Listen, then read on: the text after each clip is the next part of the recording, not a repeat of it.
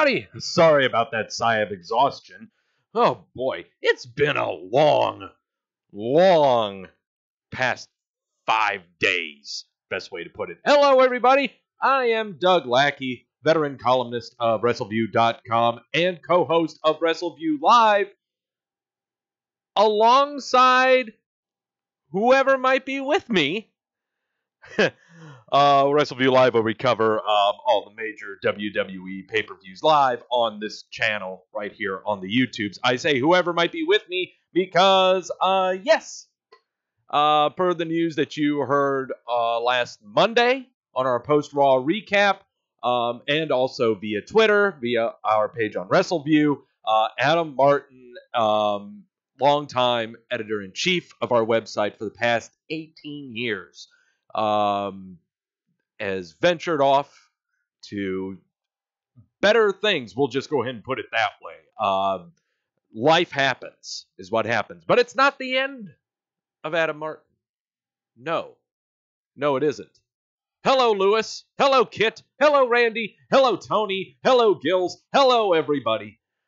It is not the end of him, because if you happened to join Adam and myself last Friday for our first ever watch-along for a WWE pay-per-view, that being the NXT TakeOver show in Brooklyn. If you were watching that show last Friday, we had a hell of a lot of fun. And I know Adam did, watching me take down a shot of tequila for my misgivings. So, yeah, that's going to happen again. That's absolutely going to happen again with Adam and myself. You know, that was a lot of fun. So that's absolutely going to happen. The next one, I believe, will be SummerSlam.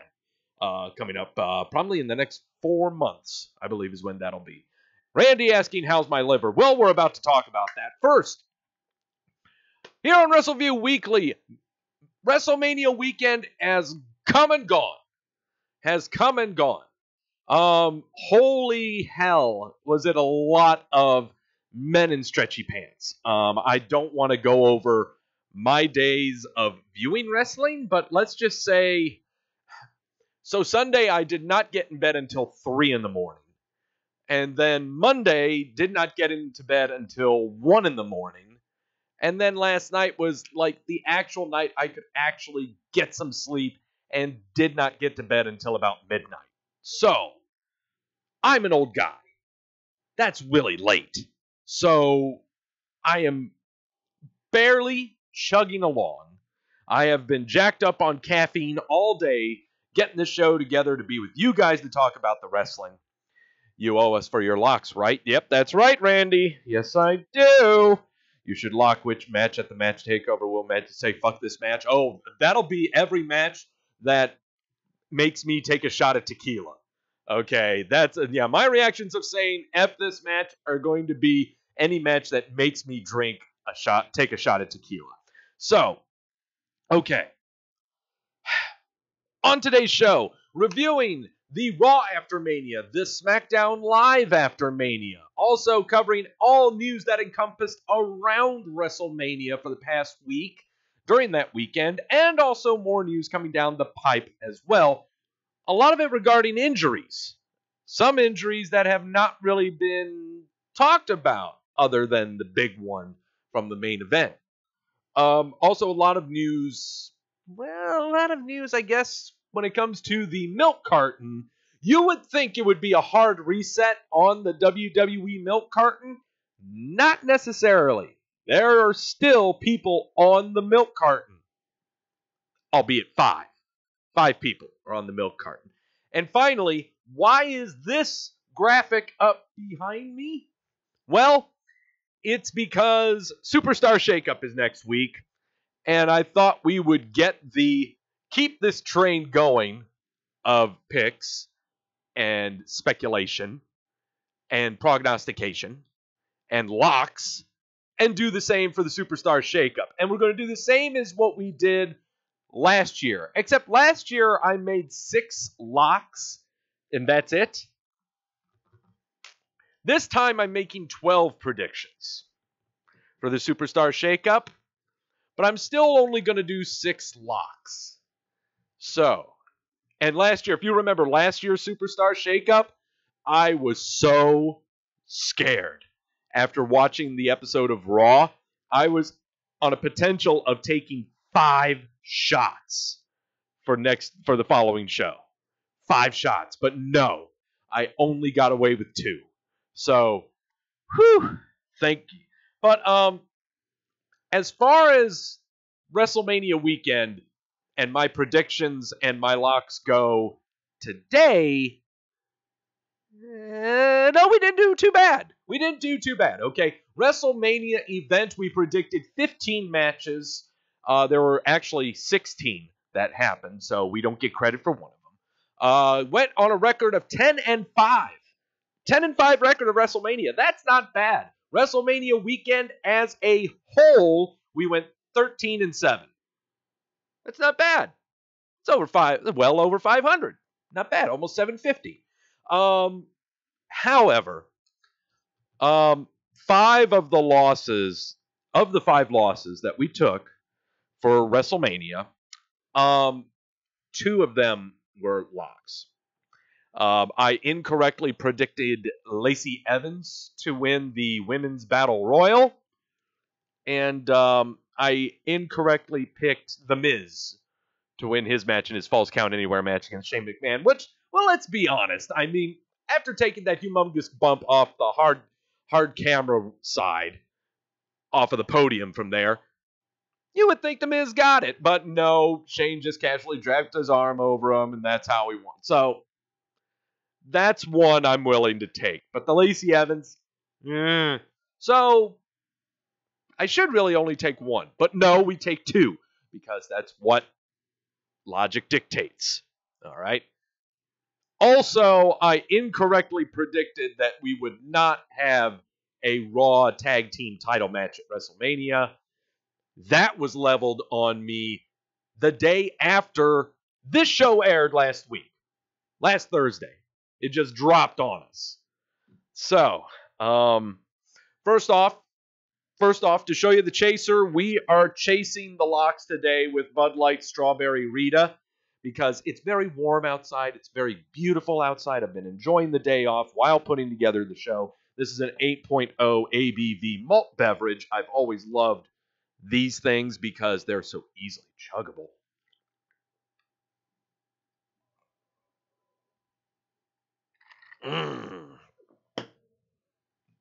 I love that shot.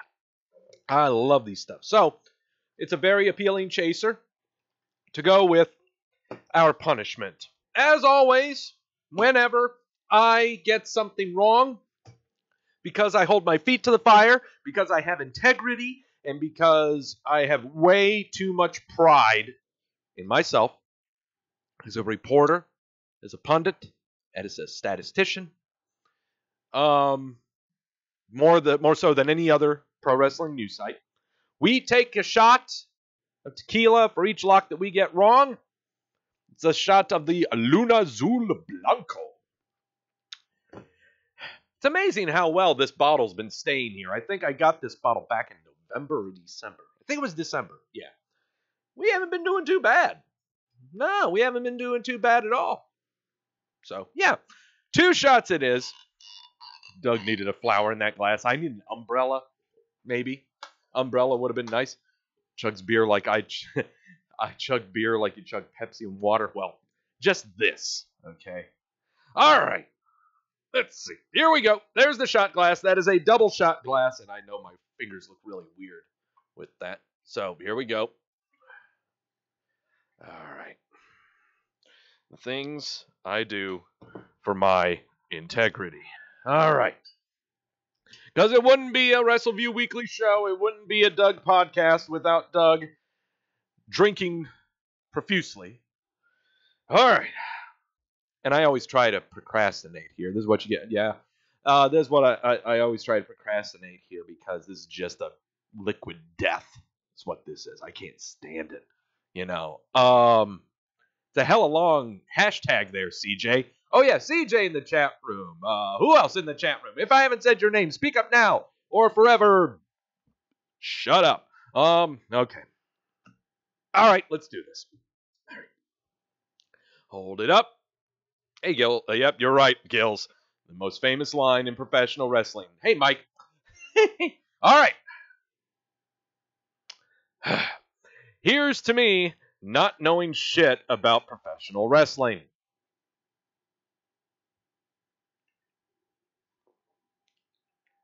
Ha! Whoa! Ah!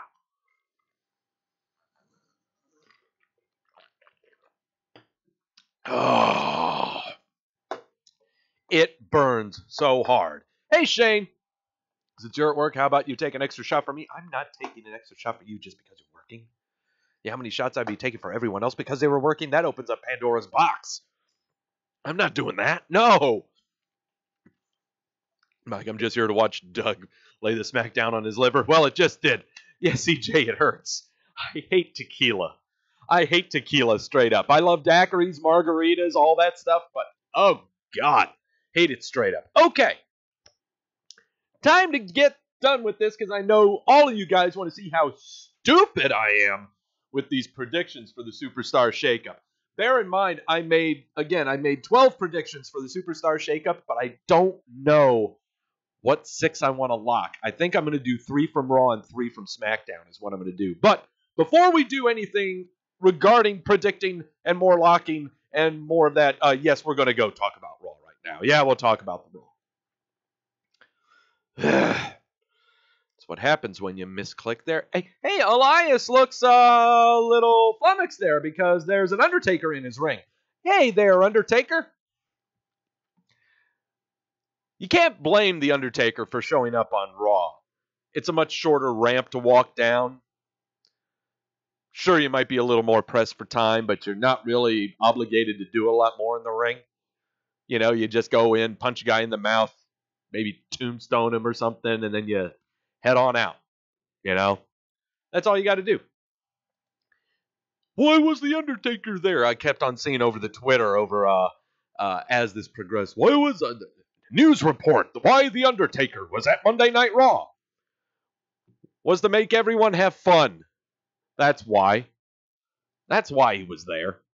All right. Starting off the show, Seth Rollins in the ring, celebrating his title win against the Bork Laser, saying that now he's there. He is the reigning, defending, and fighting undisputed Universal Champion. He is a champion everyone can be proud of. But then suddenly, Big E goes, oh, well, I could yell it out. I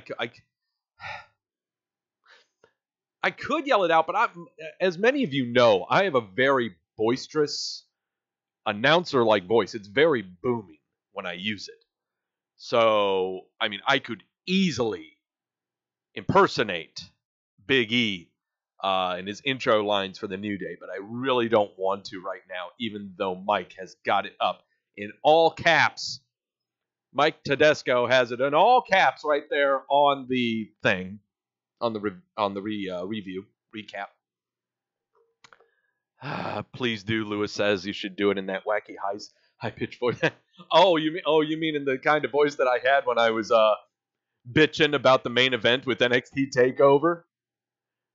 Oh, I should do it in the groaning voice. Oh, I could do that. Yeah, let me see.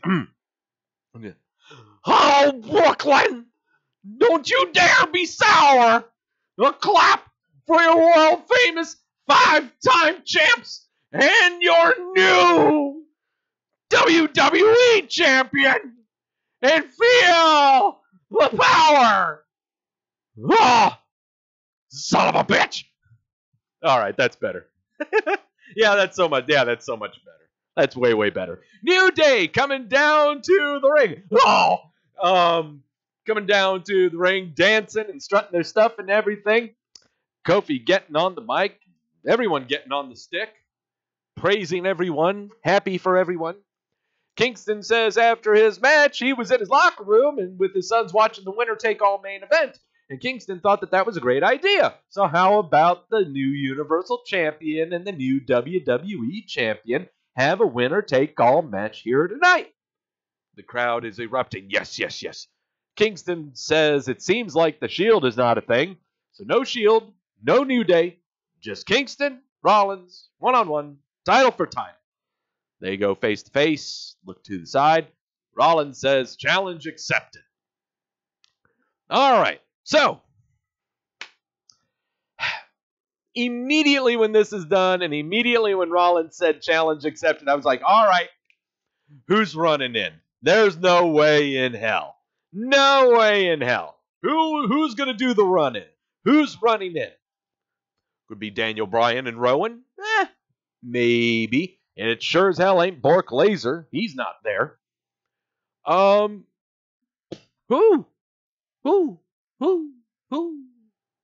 I was thinking Daniel Bryan and Rowan were going to do a run-in. But we'll get to that later on, because that's the main event, of course. Yes, the new champ Becky Lynch, she's going to be out tonight. Also Baron Corbin. But coming up next, rematch for the Raw Tag Team titles. Zack Ryder and Kurt Hawkins defending said titles against the Revival. Zack Ryder and Kurt Hawkins successfully defending their titles after there was mix-up of a blind tag on the Revival's part. When does that happen? When does the Revival get upended by the very things that they laud themselves by as being a smart tag team, the consummate tag team? They are not aware of who the legal competitor is. Basically, Revival put Shatter Machine on Zack Ryder, tried to pin Zack, but didn't realize that Kurt Hawkins tagged himself in, caught Kurt, got the schoolboy, and got the win. So, yeah. I did kind of think that this was going to happen again to Zack Ryder and Kurt Hawkins, to where they would lose their respective titles the next day. But nope, that's okay. You can have them win.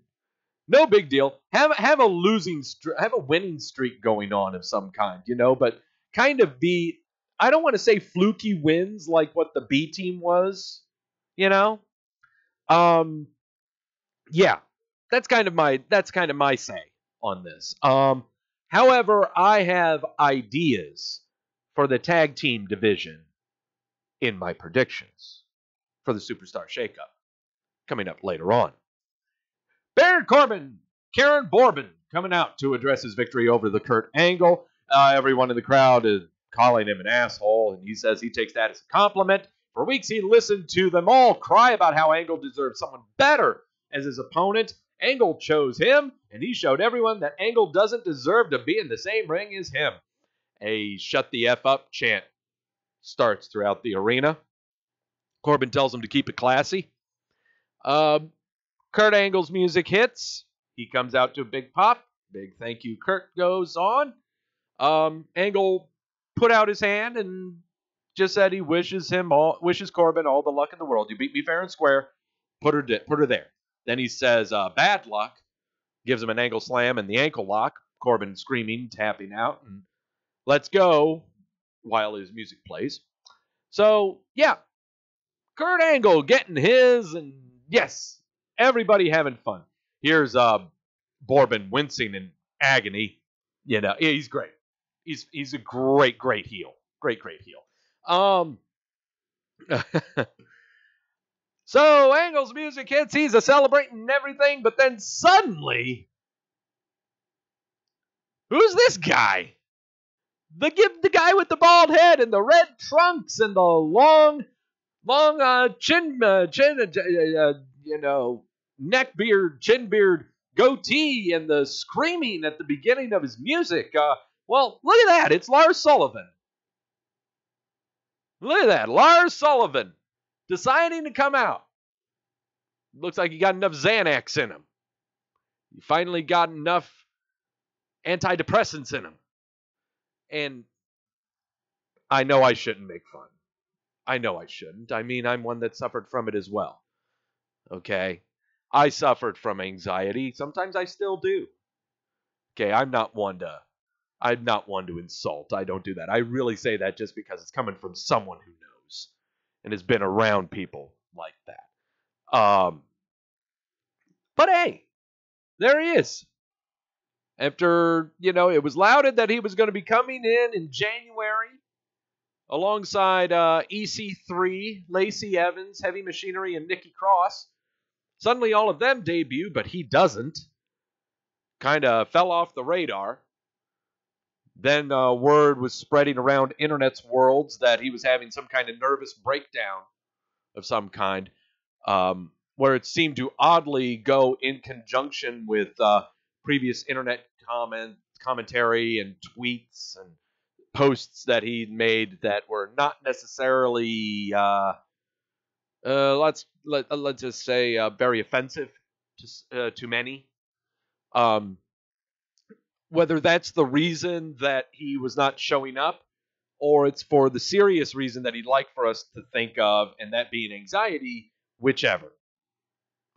Whichever was causing whatever, sure. Am I buying it? I don't know. I'm trying not to let cynicism seep in, okay? But it's good to see him. It's good to see him that he hasn't fallen off the face of the planet, and that he is now officially on the main roster. There's definitely a place for him.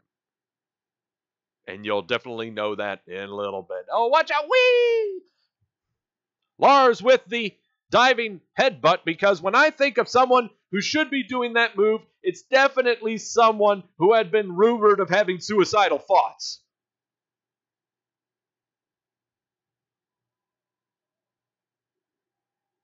Too soon? Too soon? Hi, Andrew. I don't know if this is going to be his finisher, but he did this twice this week, this diving headbutt from the top rope. I don't know. I don't know. Maybe he's doing it differently so that he doesn't end up like the other guy who did it notoriously. I don't know. Okay. So, yeah, we'll just kind of leave it at that.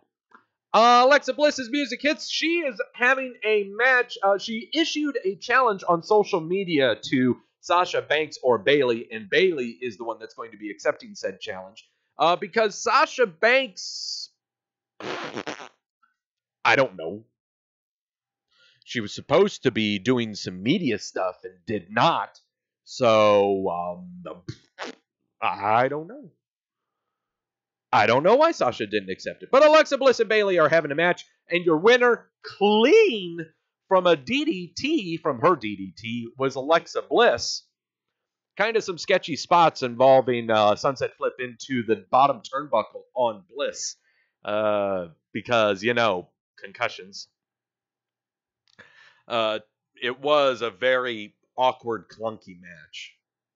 That's for sure. Sasha said she had some personal stuff going on, says Andrew. I don't know. Who the heck knows?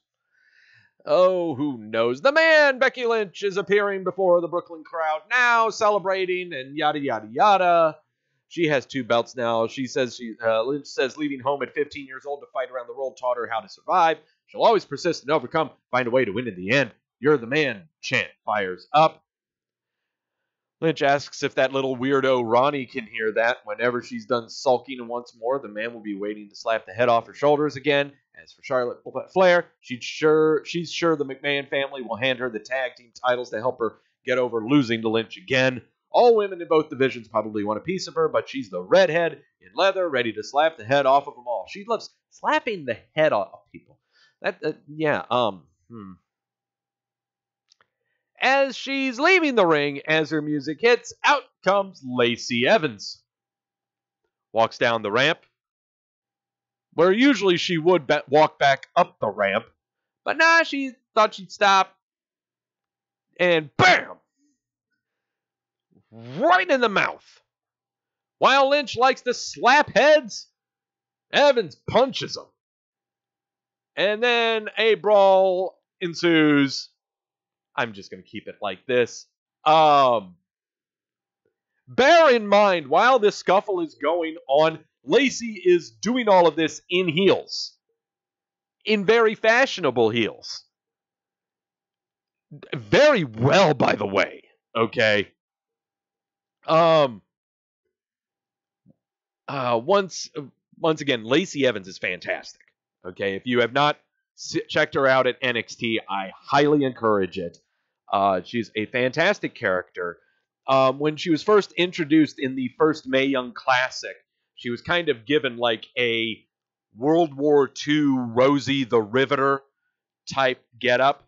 But the problem was when you give a female that kind of a gimmick, you expect it to be, you know, patriotic babyface and everything. But she was more of a heel. She had more heel tactics than anything else. And as she progressed in NXT, she would do a lot more of this class and sophistication, pulling out the hanky and dabbing her face and then throwing it on the foe. It slowly turned in from Rosie the Riveter to the Southern Belle. And now here we are on the main roster, and it's just going to be Southern Belle, is what it is. She's not going to take any military background to it at all, which is great, which is fantastic, okay? I just only hope that the ring attire and the commentary that will be given to her when she's doing her matches do not mention her military background, okay? Don't, well, I mean, you can mention that she was in the Marines and everything, but that's not the focal point of the character. That's not her focal point. So, yeah, this is going to be fantastic. Yeah, we can absolutely look forward to this at Money in the Bank. Place your bets, though. Is it going to be for one title or both? Will it be for any title at all? Who knows? Let me see here. Dean Ambrose is going to be having his final match tonight against the Bobby Lashley. But before we do that, you know, if WWE is on TV, then Aleister Black and Ricochet are as well, because they are facing Bobby Roode and Chad Gable. Your winners of this match were Ricochet and Aleister Black, after Ricochet pinned Gable from the Codebreaker.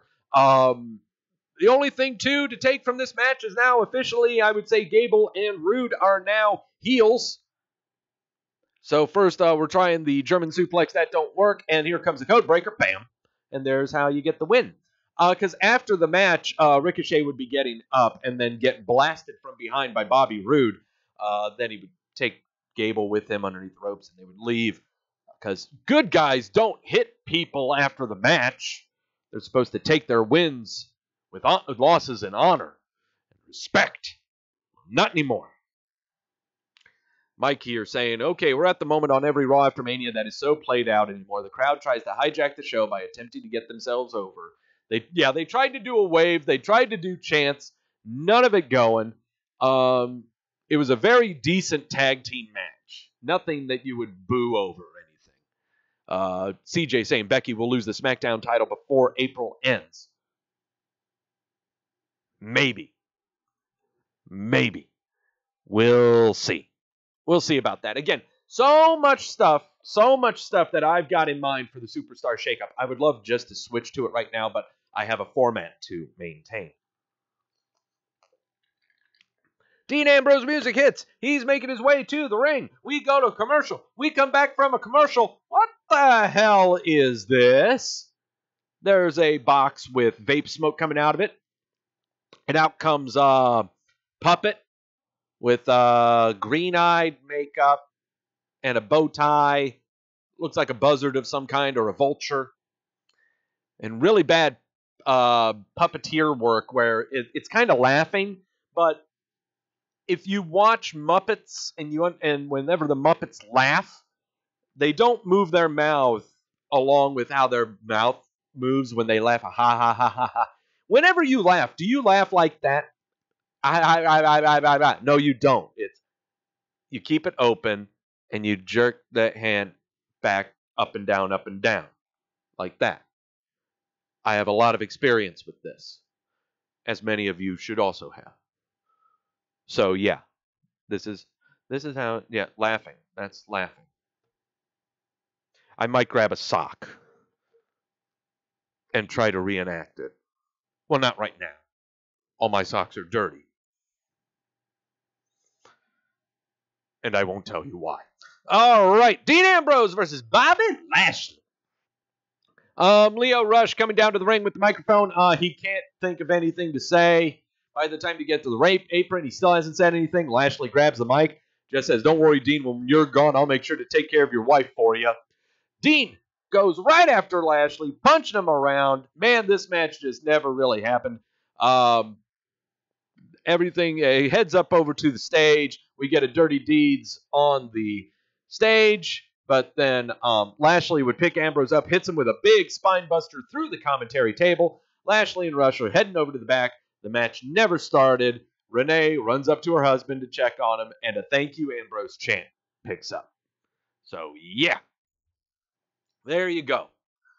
Final match of Dean Ambrose never happened. There you are, honey. Yep, thank you, Ambrose. Is he really gone? Well, I'll tell you right now, his profile is still up on the roster page. So there you go. Am I buying that he's gone? Absolutely not. He's taking a long vacation. When I mean long, I'm talking like a calendar year. Okay?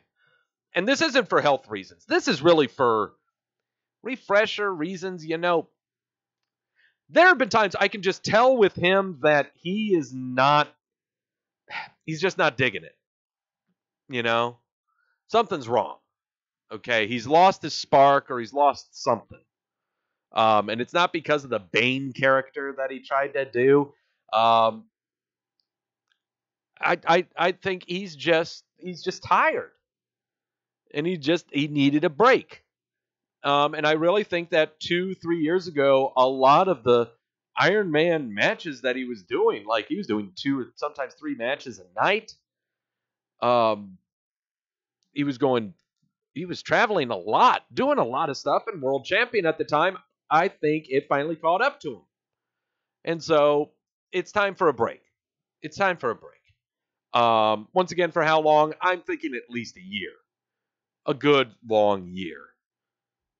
Take a breather. See if you still even want to be back in the ring. Maybe you want to be a producer. You know? I know he sure as hell doesn't want to go to Jacksonville. No, you don't want any of that.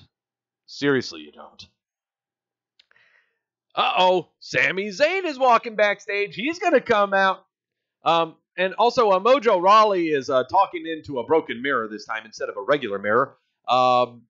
And asked himself where he was at WrestleMania last night. And Rawley's got these, it looks like his eyeball is cracked. And he's got these little glass shatters coming out of his eyeball. So, yeah. So we're going to get a broken mirror Mojo Rawley type person. Sami Zayn coming out. However he wants to. Because that's kind of what he does. He reintroduces himself. Basically. He reintroduces himself. He says, if you're going to miss WrestleMania, you might as well come back on the Raw after WrestleMania. His schedule is wide open, and he could go for a match right about now. So Zayn challenged anyone in the back to come out and have a match. And out came the Fonz. Out came the Finn Balor. They have themselves a match. Finn Balor matches seem to be better when they are against people his size. All right? If Finn Balor is going against someone the size of Bobby Lashley or Braun Strowman or, anyone who is at least 4 inches taller than him and weighs over 50 pounds more than him, the match is not going to be good. This one, not so much. It wasn't that bad of a match. Here we go at the ending spot. He's trying to go in for the haluva kick. Misses. He ends up down on the mat, and up comes Finn Balor with the coup de grace. And that's how we end it. Fair. Zayn grabs the microphone, got to his knees. Zayn looks out into the crowd. He's disappointed, and he should be. Zayn chuckles, said he really thought about coming out here tonight would cure what ails him. But all it did was reinforce what he's realized over the past few months. It genuinely seems like they missed him. The Sammy chant picks up. Zayn gets to his feet and he says, but honestly, I can say from the bottom of my heart, I didn't miss this or any one of you. He says the WWE is a super toxic environment. It's not because of the McMahons or the other WWE superstars. It's because of the audience and their ugliness. Zayn says he lives a very meaningful and fulfilled life. He's very happy The audience's life is devoid of any happiness. The only joy and satisfaction they get is out of being critics instead of being fans. It's the only thing that gives them a sense of self-importance. They judge everything except themselves. It's because none of them have the balls to look inside themselves. They know the ugliness and cynicism that exists inside themselves. The crowd thinks they're the voice of reason, and they're the ones that should be heard when seemingly overnight they have become the evil overlords of the WWE. Zayn says he's been about one thing, and that's doing what is right. And the right thing is not to come back and save the WWE or to take over the WWE. The right thing to do is to come out here every single week and hold all of them accountable because nobody else will. Then he ends his diatribe with, "See you in hell." And he walks off to boos from the crowd. If you smiled, that's fine. Oh, I smiled too. But if you also smiled in knowing that you are guilty of what he is talking about, that's fine too. Because it really was supposed to be a self-awakening of some kind, okay, for you as a fan, if you're actually listening and paying attention.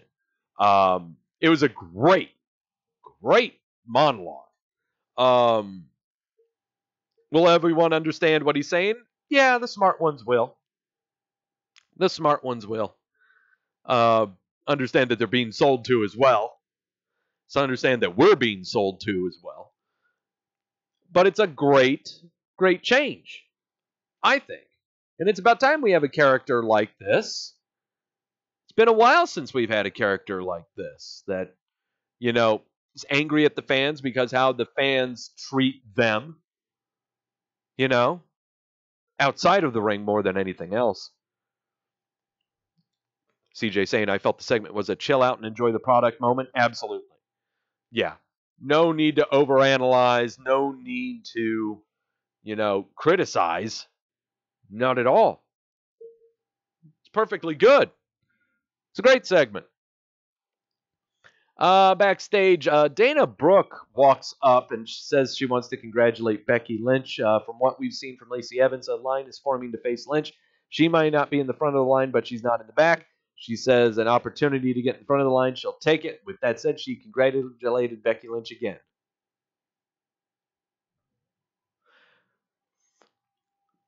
So what's happening with Dana Brooke here? Are they trying to turn her into an incredibly sympathetic babyface here? It's going to be rough. It's going to be very, very rough. Ugh. Ladies and gentlemen, Elias. Next time someone comes out and interrupts Elias, that person's a dead man. The gong, the reaction. Yeah. Gong. Bell tolls, crowd erupts, Undertaker's music come out. And Undertaker's shirt is now officially on the milk carton. Yeah. Undertaker's body is weird. It's good that he's in shape, but I am trying to think. We've never really seen Undertaker without a shirt. Have we? I mean, like, to start a match or to start a segment, though. Because I think of all my years that I've been watching The Undertaker, since my youth, he's always had a shirt of some kind on. Always. American Badass wore a shirt. Well, occasionally. I think he would take it off at times. No, he did. He did. American Badass did. But he's no longer American Badass. There goes the tombstone on Elias. Ka-chunk. Shane saying he loves them old man titties. Well, that's all you, man. I'm glad mine aren't like that yet. Winner take all for the WWE title and the Universe's Championship. Kofi Kingston Seth Rollins. It's a match that everyone knew was not going to happen because we were going to have a run-in. Yep, the bar came out. Disqualification. We turned it into a tag team match. Your winners are Kofi Kingston and Seth Rollins. And that's all I got to say about that. There you go. Overall, what did everyone think of this show? 62% thumbs down. I think it's only because they remember what happened at the end of the night. In my opinion, I don't think it was that bad of a show. If everyone was anticipating, an incredible Raw after Mania in comparison to the past two that we've had, no, you're not going to get it. You're not going to get call-ups. You just had 7 call-ups from NXT. Lars, Lacey, EC3, Nikki Cross, Heavy Machinery, Aleister Black, and Ricochet. You could count Johnny Gargano in there, but I'm not. 7 call-ups in the past 3 months from NXT. You're not getting anyone brand new. No. You'll get the special appearance of The Undertaker. And that's it. And you're going to like it. I didn't think it was that bad of a show. I really didn't think it was. I mean, to have the appearance of Kofi Kingston, you really didn't expect that.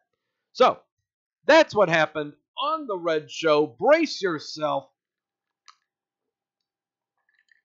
Oh, I'm trying hard not to chug that because it is so good.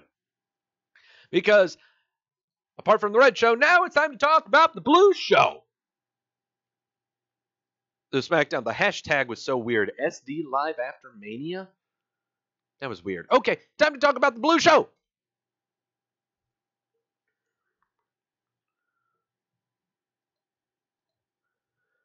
I want to talk about the Blue Show. The Blue Show is the better show. All the time. SmackDown. Coming to you from the Brooklyn again. Look at the face of Big E. Fantastic. New Day in the ring celebrating the championship of Kofi Kingston again.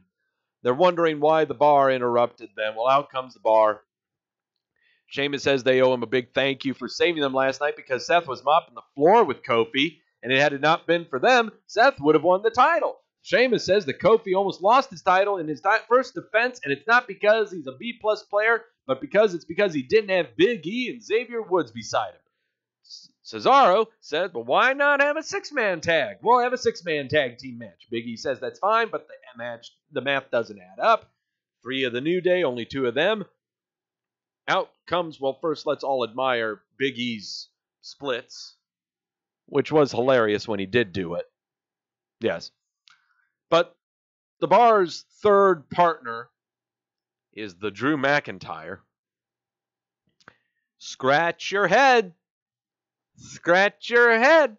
What's going on here? Very fun opening segment, absolutely, and leading to sounds like a pretty entertaining 6-man tag now that we got a Drew McIntyre in the mix here. Why would that happen? I don't know. Speaking of 6-man tag, Aleister Black, Ricochet, and Ali going against Andrade, Rusev, and Shinsuke Nakamura. Just your typical 6-man tag. Nothing to see here. Nice little spot where all 3 of the little critters ended up getting to sit Indian style with Aleister Black, which was really cute. Your winners were the Black, Ricochet, and Ali. After the match, Randy Orton runs into the ring. RKO on Mustafa Ali. Black and Ricochet try to help Ali up. Rusev's like, what the fuck, get him out of the ring. Then Kevin Owens comes out and Stone Cold stuns Rusev. Okay.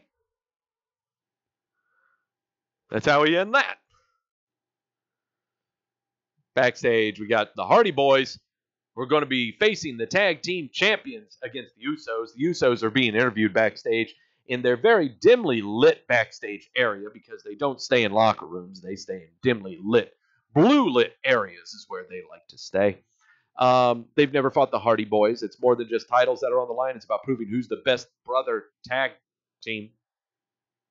Sure. CJ saying Rusev throwing a tantrum on the floor was great. Yes. Yes. Rusev is fantastic. It doesn't matter what anybody says. R-Truth and Carmella are in the ring. R-Truth saying what's up is that the man, Becky Lynch, is the Raw and Smackdown Women's Champion. Kofi's the WWE Champ. And at WrestleMania, not only did we have the world's largest 7-second dance break, but Carmella defeated Andre the Giant in the Royal Rumble match. Carmella says it was the Women's Battle Royal, and Truth said they said the same thing. Carmella saying that a year ago she cashed in her Money in the Bank and became SmackDown Women's Champion, but a lot has changed since then, and she lost the title but gained a friend that reminded her to smile and let loose again. She tells Truth she couldn't have done it without him, and winning was just the first step, and she sees big things in her future. But then suddenly, music hits. Cue the tuba. Out comes Samoa Joe. Starts beating up R-Truth. Puts the sleeper hold on him. Coquina clutch. Samoa Joe grabbing the stick. Says that he destroyed Rey Mysterio in under 60 seconds at WrestleMania, but used this as a warning because it would take him less time to destroy any other superstar in the WWE. Then out comes Braun Strowman. Take note. What's he doing there? Braun Strowman and Samoa Joe just start beating the heck out of each other. Once again, Creepy Puppet does not know how to laugh properly. Once again, you just keep the hand open, but you just go like this. You don't go like this. You don't clap your fingers. You move the hand up and down like that is what you do. Yeah, that's what you do. Women's Tag Team title match. The Iconics versus the squasherific Brooklyn Bells. Destroyed. The Iconics win. Paige, who is backstage, says that it's just 1 week until the Superstar Shakeup. She wanted to get a look at the new Women's Tag Team champs. Paige says they are impressive. They ended the legendary undefeated streak of the Brooklyn Bells, but next week she's going to be bringing an impressive tag team of her own.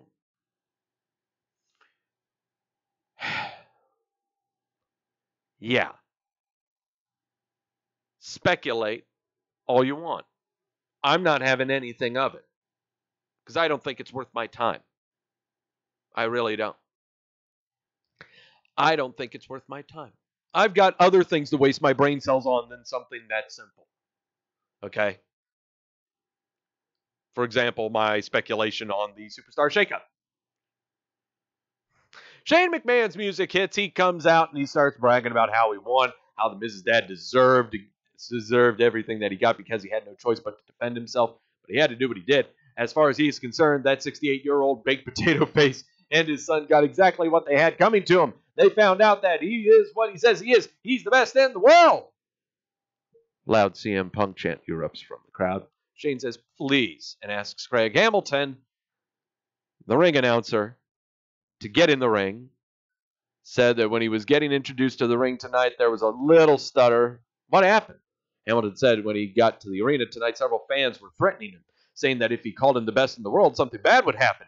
Shane says he's fearful. Well, they're in Brooklyn, and that happens. But it's the best city in the world, and it's the best city because the best of the world lives here.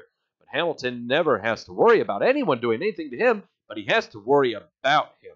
Shane grabs Hamilton and says it's important, and to do it with conviction and with pride.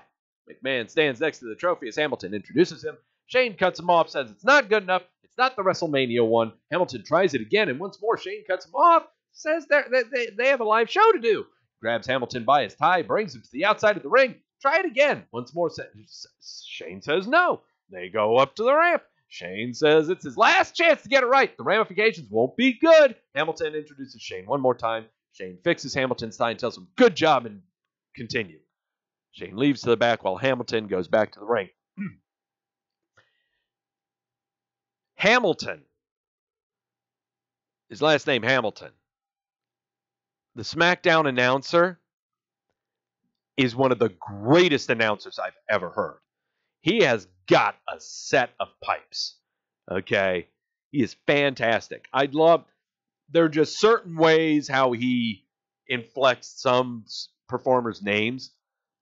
Like, he would be going like, Samoa Joe! You know. Or back in the day when Ty Dillinger was there. He is the perfect 10!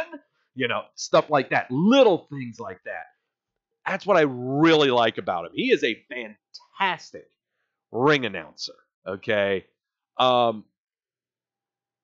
He is not up to the level of Finkel, of Howard Finkel. I mean, to me, he's the epitome. Okay, but he's darn near close. He's better than Chimmel. He's better than Roberts. Better than any female that they've had up there.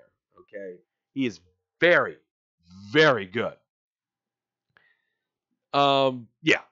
Tag Team Championship match: the Usos versus the Hardy Boys. Your new SmackDown Tag Team Champions are the Hardy Boys. All this happened was Jay tagged in Jimmy into the ring. With Jeff down, the Usos go to the opposite sides of the ring to do their little splashy thingy. They both jump, but Jeff moved out of the way.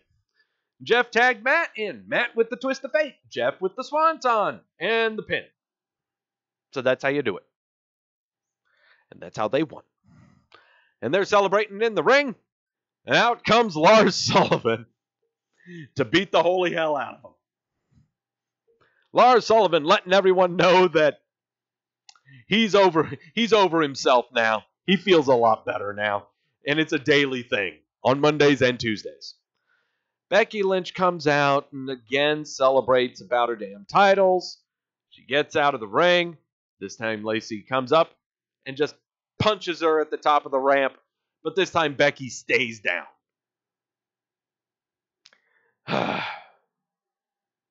There's a lot of deja vu in this show. Finally, 6-man tag, The New Day versus Sheamus, Cesaro, and Drew McIntyre.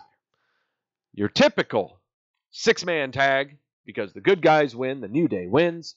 Then Kofi brings his family into the ring to celebrate. Why? Well, it's their last day in Brooklyn on the company's dime. So, yeah, why not? It's the last day you're leasing out the building. You better take advantage of it. So, yeah, there you go. Hey, Grash. Hey, James. All right. So, what did everyone think of the Blue Show? I don't know. The Blue Show, I'm not as much of a fan on as the Red Show. What do you guys think? Up or down on the Blue Show? What do you think of the Blue Show? Up or down, up or down? I think I'm going towards down, to be honest. Yeah, I'm going to go down. Thumbs down on the Blue Show for once. For once on the show. What did everybody think of the show? Tell me now. What did everybody think of the show? Whoa, 79% thumbs up. Compared to the 62% of thumbs down on Raw, which, as is tradition, SmackDown is always the better show than Raw, even though nobody watches it. I think that's a new tagline now. As is tradition, SmackDown is the better wrestling show than Raw, even though nobody watches it. That was the Blue Show. It was a decent Blue Show. I really just said no because I knew everyone else was going to vote yes. Okay, so, all right. That's enough of the Red Show and the Blue Show. That's enough watching television for a long time. But now, it's time to talk about a lot of news. A lot of stuff going on. Because of WrestleManias, because of after WrestleManias, because of stuff going on around WrestleManias, and because WrestleMania is over. It's time for the news.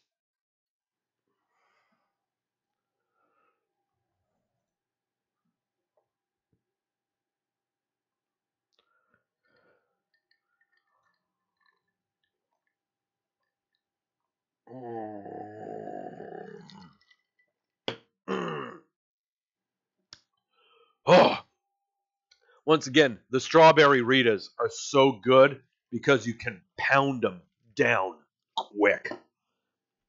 Oh, they're so good. All right. Hey, did you know there was some kind of weird shit that went on Saturday at the Hall of Fame ceremony? And I'm really amazed that we really didn't touch on this stuff. But, okay. So, in case y'all were under a rock over the weekend throughout WrestleMania and going into Raw and SmackDown the past couple of days, Bret Hart was attacked by a weird-looking guy in a weird-looking hat during his induction speech for the Hart Foundation on Saturday night.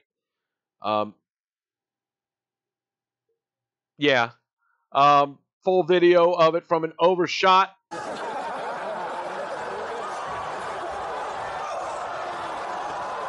There you go. Yep, full view there, so everyone can see what's going on. Being led out of the ring. Yep, he's being pulled out of the ring. There's Bret Hart walking around to the outside. He seems to be okay. You can see, you can try to make out who all is there. But you can see here in the, first off, right here in the jacket here at the front is Dash Wilder with a Hart Foundation jacket. Gets himself a nice shot in there. And I'm sure we got a good, do we have a good shot of that? No, we do not. After this weird thing, Bret Hart would get back on the stage and finish his speech. So this has absolutely been edited out of the feed for the WWE Network. This is not on there, never even mentioned at all, and that's fine. I just think it's news because it was on live TV. I love live TV because wacky shit happens on live TV. Okay? I can't help it. Deanna, my girlfriend, does not understand it. Why I love live television so much. I would much rather watch professional wrestling live than anything taped. I would rather watch live news broadcasts than watch anything else. Okay? I don't watch a lot of sitcoms or produced television or reality TV. I love live stuff. And this epitomized everything I love about live TV. Okay? Dash Wilder got him a shot in on the guy. If you really want to get a good view of it, here he comes up. Bam! See if we can get that in there without my desktop audio there. He's getting a good shot. Bam! Oh, yeah. Nice shot. There it is. Dash Wilder punched the dude. Yeah. Let's see. Although the speech was able to resume a few minutes later, chaos broke out inside the ring when Hart was tackled. Yeah. W's production team quickly cut to a black screen and then proceeded to show crowd shots for around a minute. Surprisingly, the live shot resumed, showing various WWE superstars entering the ring to try and check on Hart near a corner of the ring. Videos immediately started showing up all over the Twitter after all of this happened. If you did not notice at WrestleMania during the pre-show, where we had the Raw Tag Team title match of Zack Ryder and Kurt Hawkins versus the Revival, when Dash Wilder's name was introduced and when he got tagged into the ring, the crowd that was there went nuts. Okay? For that little brief sliver of time, the Revival got the reactions that they should have been getting for all the wrong reasons. The WWE issued a statement on Bret Hart being attacked. They said an over-exuberant fan surpassed our security at ringside and made his way briefly into the ring. The individual has been turned over to the proper authorities. Identification of said perpetrator came up, let's see, within less than 24 hours. Is identified as 26-year-old Zachary Madsen from Nebraska. According to Sean Ross Sapp, he is an amateur MMA fighter with a record of 2-1. According to NYPD, Madsen will face charges on 2 counts of third-degree assault, criminal trespassing, and 1 other misdemeanor charge. In addition to his attack on Bret Hart, CBS New York is reporting that a security guard received minor injuries during the brawl. Let's see. Yeah, too much corn. That's what happens when you have too much corn. And finally, we got a statement from Bret Hart. Got a statement from him. I'm not sure if this came out. This was actually posted today. I'm not sure if this was posted anytime before today, but this was posted on Bret Hart's Instagram account saying, what a wild weekend, to say the least. First of all, I want to thank the WWE for not only the Hall of Fame honor for myself and Jim the Anvil Neidhart, but for their hospitality for my family and friends. Regarding the ceremony, firstly, I want to let everyone know that I am okay and was not injured. If there's one thing I want everyone to take away from the Hall of Fame ceremony is not so much what happened, but how I wasn't going to let anything stop me from completing my tribute to my best friend and our team. I was also glad to join Natty and Beth Phoenix for their WrestleMania moment. Thank you, everyone, for your kind thoughts and words. So, issue done. Conundrum gone. It has not been talked about, honestly, until, again, today when this statement from Bret Hart appeared on his Instagram. So, problem solved. There's nothing really else to talk about. Unless you stumbled upon people who thought this was a work. If you have found said statements or commentary, please put them in the comments below this video. We need to see this, okay? Because I saw it on the Twitter that some people were saying that, yeah, they thought this was a work. I've got to know their reasoning behind this. I got to know this. Monday, following WrestleMania, Batista announced his retirement from the WWE and thanked the fans on his Twitter account at 3 o'clock in the morning on Monday, which was around about the time I went to bed. He said, WWE Universe, thank you for letting me entertain you. I love this business, and whether you cheered for me or jeered for me, I'm grateful for being a small part of your life. I am officially retired from sports entertainment, and I am grateful for every second of my amazing journey. So, yeah, that is it for Batista. Hall of Fame ceremony won't be for another 3 years. That's my guess. And also news from WrestleMania, intrepid reporter, newsman, Raw reviewer, and just all-around short person, Mike Tedesco, who attended WrestleMania, took these pictures of these lights being blared down on people at WrestleMania. And this was all during the Randy Orton AJ Styles match. Well, Randy Orton decided to take up umbrage on it on the Twitter. No, on Instagram. He went to his Instagram account and officially apologized on behalf of the WWE for this, saying, quote, for the live crowd that saw this tonight, showing our picture, Mike Tedesco's picture, for the live crowd that saw this tonight during my match at WrestleMania at MetLife Stadium, I would like to apologize on behalf of the WWE for screwing up and shining a bright light in your eyes for 95% of our match. You missed a really great fucking match.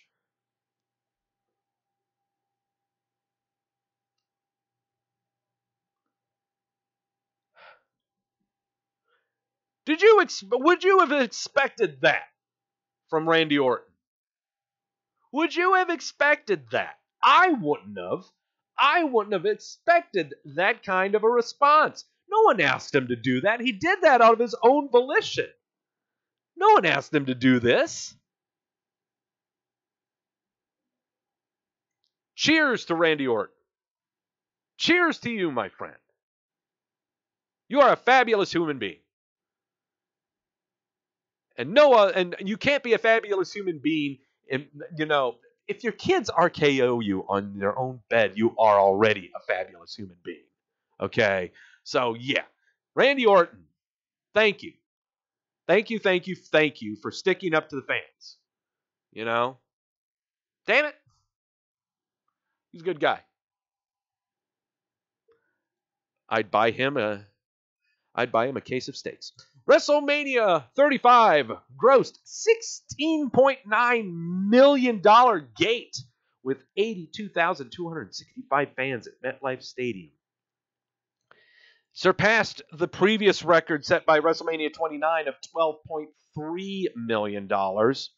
WrestleMania 35 was the second highest grossing event in WWE history behind WrestleMania 32 over at Jerryland. Jerry Jones's big living room over at AT&T Stadium in Texas. As part of the week-long WrestleMania celebration, WWE will host 5 consecutive night events. Oh, God. That's what they did.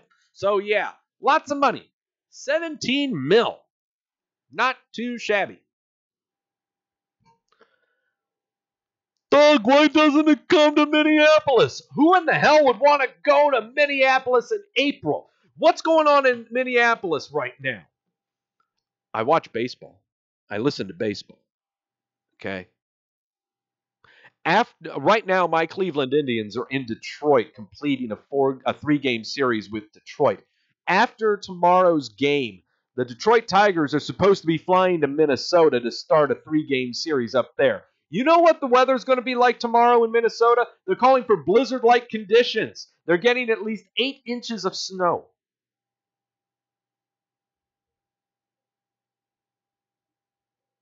Why in the hell would you want to do WrestleMania in Minneapolis? Why?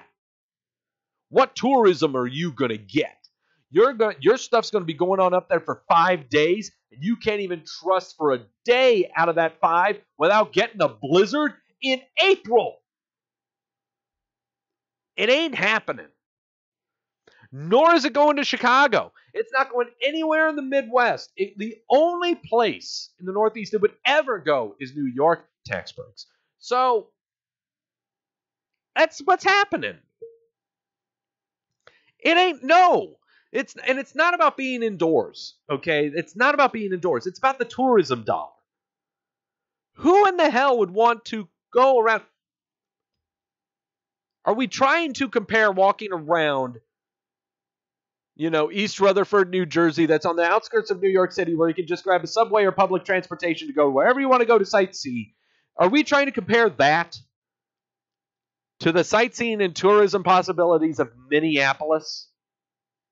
Really? No. Okay? No. Coming from someone who's never been to either places, Minneapolis doesn't appeal to me at all. New York sure does. And I'm sure it's chaotic, but it's also majestic. It's kind of also romantic compared to Minneapolis. Okay? Cleveland has better tourism than Minnesota. Yes, we do. May not all be happy, but we do. So, and next year, WrestleMania is coming over to Tampa Bay to do a whole pirate theme. Arr, WrestleMania. Arr, I need health insurance for me peg leg. Arr. Arr, give me a scurvy on a pole match. Arr. So, WrestleMania in Tampa Bay, Kairi Sane is now confirmed to be on the main roster. By then, you will not get an intro with her on that big fucking pirate boat. I guarantee you, it will not happen. It will not happen. Also, news coming down the pipe that somehow this happened outside of WrestleMania. Enzo and Big Cass did a run-in at the big New Japan G1 Ring of Honor thingy that happened over at Madison Square Garden. So there you go. And also, Rob Van Dam has signed a new deal with Impact Wrestling. Rob Van Dam! Comic books! And also news coming out of there is AAA is coming to Madison Square Garden for an event on September 15th. That I am really interested in. Okay? I would much rather watch AAA Lucha Libre at Madison Square Garden than I would any New Japan Ring of Honor Big Cass Enzo run-in worky work stuff. Okay? I need La Parca dancing with a chair. That's what I need. Via interview last week, The Wrap has confirmed a long-discussed rumor that Fox Sports 1 will be launching a weekly WWE studio show this fall when SmackDown makes the move to Fox. According to the article, the show will cover WWE's weekly programming, including Raw, SmackDown Live, and NXT. WWE stars from the past and present are also advertised to be part of the programming every week on Fox Sports 1. Paul Triple H Levesque made an appearance on Fox Sports 1's First Things First morning program to make the announcement, and is quoted in the article as saying he's wanted a weekly WWE studio show to, quote, happen for a very long time. We have had this. It was called Superstars. It was Main Event. It was the Saturday show that they had. They had a Saturday morning show. It was meant for kids. But, yeah. Studio show to wrap up all the stuff that's been happening for the week. You mean kind of like this? Except with all the news. Without all the drinking. Without all the cursing. Without all the fun.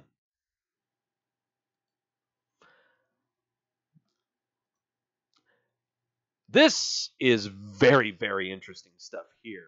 News breaking last Thursday that the A&E Network in WWE Studios will be producing 5 new biography documentaries. And who would those 5 documentaries be on? Well, it would be on these 5 dapper lads that are on the screen right now. They would be of Rowdy Roddy Piper, Shawn Michaels, Stone Cold Steve Austin, Booker T, and the Macho Man Randy Savage. The films are not slated to air until 2021. They are all currently in production. They will be 2-hour-long documentaries each. I personally cannot wait for this. This is going to be fantastic. I love A&E's biography series. It's been a very, very, very, very, very, very, very, very, very, very long time since I've seen one. But I loved them when they had them. This is going to be fantastic. Great stuff to check out. So, Sasha Banks was not at Raw this Monday, nor was she on the Wendy Williams show. She did not appear yesterday on this show due to personal reasons. She had to pull out from the appearance. She said on her Twitter account, yesterday morning, due to personal reasons, I had to pull out of my appearance today on the Wendy Williams show. Sorry to everyone who was looking forward to it. Hopefully the opportunity will be there again later. Hashtag if you only knew.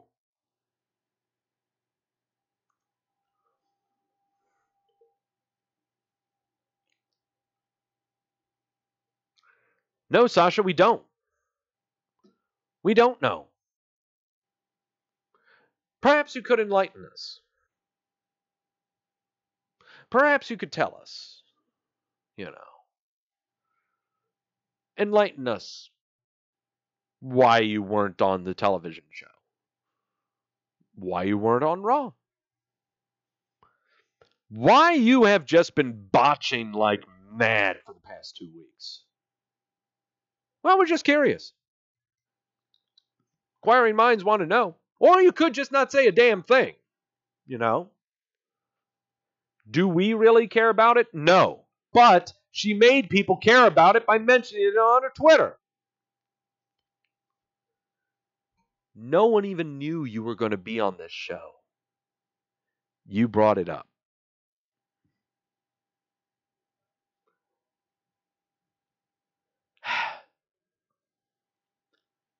Oh boy. She needs a lot of work. She's going to need a lot. She needs a lot of work, that's for sure. Final news story. Here we go. The signing of former New Japan Light Heavyweight Champion Kushida last week.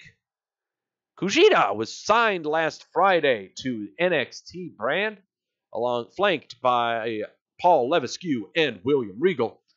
I am very, very, very, very interested in this. What are they going to do? Is he going to keep the whole Back to the Future gimmick? They're going to try something new with him? I'm not sure, but I'm really, really intrigued by this. Are they going to try to give him the Hideo Itami treatment? Changing his name entirely and calling him something different? I'm curious. I'm really, really curious. Mike saying the producers are apparently furious and said they're not rebooking Sasha. Oh, the Wendy Williams producer said that they're not rebooking her. Well, of course they aren't. Of course they're not going to rebook her. Nah, that ain't happening.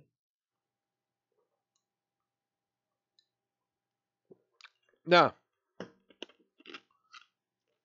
And hell, if Wendy Williams' show wants to, they can go ahead and complain and bitch about her all they want. And I'll tell you what, everyone who is a wrestling fan would probably agree.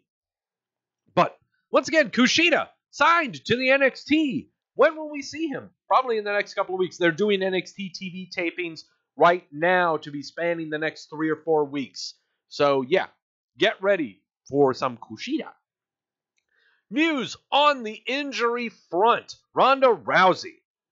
Reports were going around that she broke her hand or broke her wrist or something during the main event. Right now, it's just being classified as suffered a hand injury, is what they're calling it.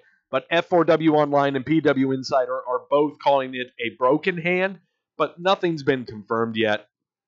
She was not used at all for the Monday Night Raw tapings, along with a lot of other people.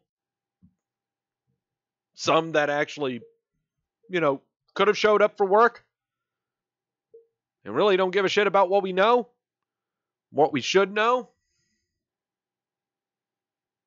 Ronda Rousey, basically hand injury. For now, we're putting her on the injury list because we know that she has a injury of some kind. It has been acknowledged, okay? And I'm sure it's being looked at, and I'm sure we will get word very soon. AJ Styles, though, suffered an injury during his match with Randy Orton. Both F4W and PW Insider reporting that he suffered a hip injury during his match with Randall Orton. Apparently, this happened when he delivered his phenomenal forearm from the ring to the floor, causing a hard landing. And man, I know about landing and jostling your hip. Okay, I've been dealing with hip injuries for a while now. So he was sent home Monday morning immediately following WrestleMania and was not used for last night's SmackDown. This report I am way more interested in than Ronda Rousey's, to be honest. CJ saying Kushida's first match, no spoilers though. Yeah, no spoiler. No spoiler, please. No spoiler for that. And finally, kind of on the injury front, but we got our first victim of the spring cleaning. Backstage interviewer Dasha Fuentes reportedly has been released by the WWE. That was reported today by Mr. Jerome, according to a new report from the Pro Wrestling Sheet. Yeah, we do trust them. WWE backstage interviewer Dasha Fuentes has been released this week. According to the same report, there's been no reason given for Fuentes' release, despite her being in New York City and New Jersey for the WrestleMania 35 weekend. She initially signed a contract with the WWE in May of 2014 as part of the NXT brand. In mid-2015, she began appearing as a backstage interviewer for the NXT. Her last appearance on WWE TV was the Go Home episode of Raw on April the 1st. Yeah, so that's the only time the last time you ever saw her. Yeah, that's all we got to say about that. Good luck to you. I'm sure you will find work easily. Not much on the injury front. We don't know what the hell's going on with Jason Jordan. Still with a neck injury. We don't know if he can wrestle still. Fandango torn labrum was supposed to have been back 2 months ago. We have no idea what's going on there. Akam, cleanup surgery on his knee. He's not going to be back until May. Tomato Chomper, neck surgery. Don't expect him to be back for close to 9 to 10 months. If he is going to be back, it's really bad, guys. I'm not sure if he's going to be back. And finally, Ronda Rousey, hand injury. Not sure when she's going to be back, but I'm putting her on the injured list and not AJ Styles because hers seems to be a little more serious than AJ Styles is, but we'll see. Only time will tell when it comes to the prognoses of said injuries. But, as always, what about the people who are hurt? What about the people who are perfectly healthy? What about the people who have not been on television for 3 weeks at least, and were not at WrestleMania, the Grand Reset, where everyone appears at WrestleMania? What about those people? Who in the heck did not show up at WrestleMania? And they haven't been on TV for 3 weeks. It's time to venture on to a very, I guess we'll call this this is a skim milk, okay? This is a milk carton of skim milk. Skim milk carton.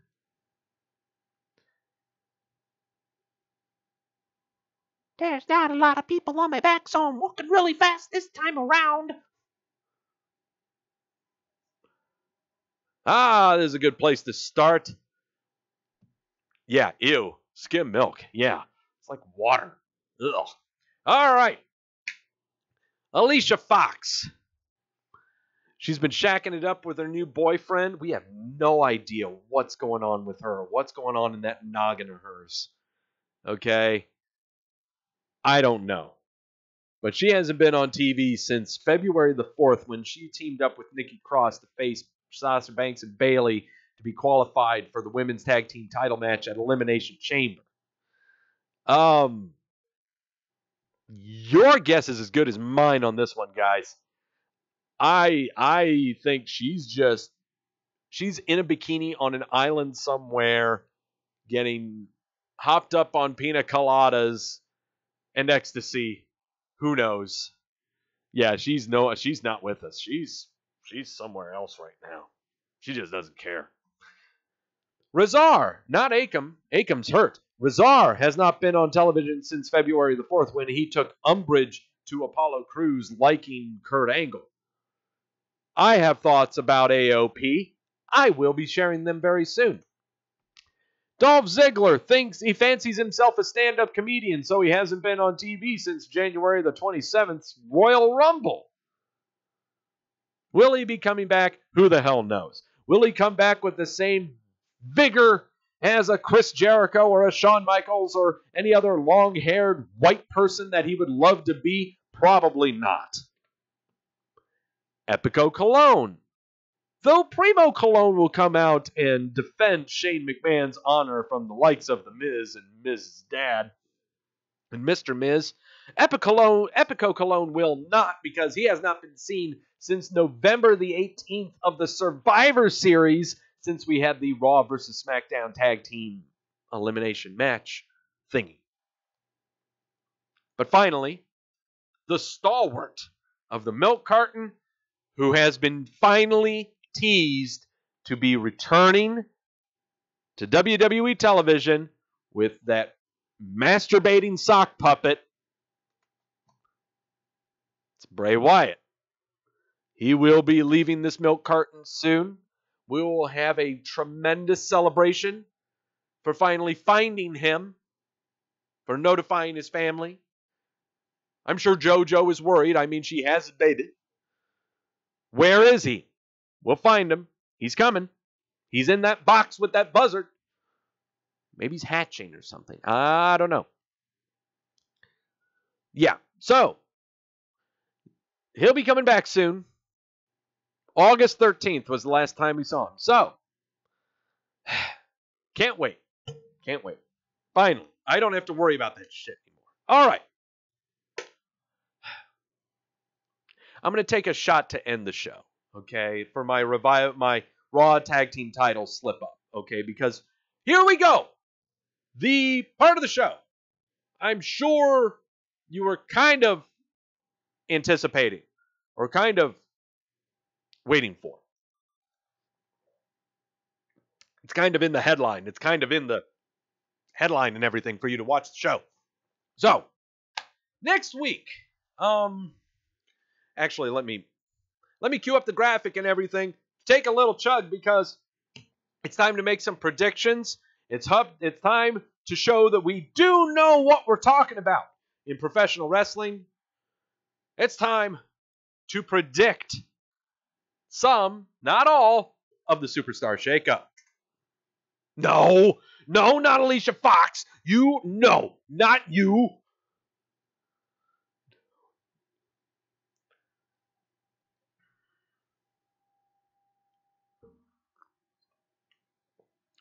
It's all planned, people. It's all part of the plan. Superstar Shakeup is next week. hailing from Toronto, I believe, or is it Montreal? Somewhere in Canada. Somewhere in Canada. Is it Toronto? Is it on where is it? I know it's not in Ottawa. I don't know where the hell it Canada is a very large place. So, Superstar Shakeup. Raw and Smackdown. We're getting some switching up here. Superstars are going to be switching from both shows, or superstars are going to be affiliated specifically with shows that are considered right now free agents. Okay? I am going to attempt to predict 12 acts. Not performers, but just acts. Because some of these acts involve multiple people. Okay? So, Toronto is the summer, so it must be Montreal. They're going to Montreal. Okay, so 12 acts that I'm predicting. I am predicting 6 for Raw, 6 for SmackDown, and I will make 6 locks. 3 of them from Raw, 3 of them from SmackDown. I have not decided or determined what my locks are going to be. So I kind of need the powers that be, and the powers that be being the people in the chat. CJ, Andrew, Jamel, Grash, Gills. Daniel, I'm not going to depend on you. Everyone in the chat. I kind of need your weighing in on if I'm... Oh, hey, Randy. Yes, also you, Randy. So, Mike. Mike's in there, too. A lot of people are in there. My liver is on the line here. So I need to make the most calculated, most logical locks possible, though I question some of the performers that I chose. So, without further ado, here we go. Let's start off on the Raw side. 6 acts that I see either switching from SmackDown to Raw or becoming officially with Raw.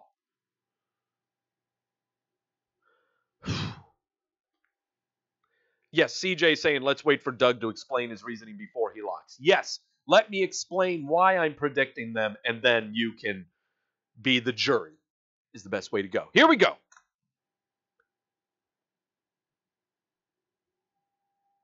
Shinsuke Nakamura going back to Raw after being on SmackDown for 2 years. What is the case? It's not the case that the tag team work with Rusev isn't working. That's not it at all. They are actually a pretty good fun tag team. It is not the fact that, he ran with the US title and ran with the WWE title and, he had titles. He was kind of important. But within the span of the last 6 to 9 months, he almost became a fixture on the WWE Milk Carton.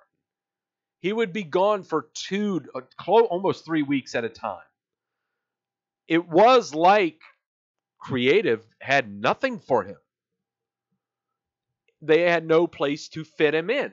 In a crowded SmackDown roster that at the times that was going on, you had tag team messes going on with the Usos, the New Day, and the Bar. You had AJ Styles going up against Daniel Bryan for a good portion of 4 months. You had a mid-card in SmackDown that was kind of lackluster. I mean, you had The Miz. That was about it. Your United States title... I don't know. Your United States title was kind of floundering. Remember, it was suddenly given to R-Truth. So, that's one reason is right now, just SmackDown just doesn't have a lot going for him right now. He seems to be, he could be drifting off into the void within 3 months if he stays on SmackDown. On Raw, you have some great new matches to put him in. Finn Balor, for one. Yes, everyone thinks about Finn Balor. Seth Rollins. Even put him with some people on the mid-card. Some on the mid-card, you know, you could put him up in some really decent six-man tags, too. Put him up on the mid-card, though. Throwing out some mid-card guys there. Shinsuke, you got, you know, going against Finn Balor. Who else? Come on now. Help me out here. Mid-carder guys you would like to see Shinsuke go up against on Raw. Ooh. Does it exist? Does the mid-card exist? Roman Reigns? Lashley? Yes. I just thought of Roman Reigns and Shinsuke Nakamura. Oh. But I've already given you you've got 4 examples right there. Shut up, Andrew. Stop it. Look, Raw is the mid-card right now. Yeah, no, Roman is the mid-card right now. Okay? So, I've got 4 programs with you right now of Nakamura taking on Balor, Rollins, Reigns, and Lashley. There you go. Okay? So, Nakamura to Raw. I'm kind of not feeling it. I thought I'd throw it out there just to see if I could get people's attention to start this thing off. But I'm not locking that. No, I can't lock that.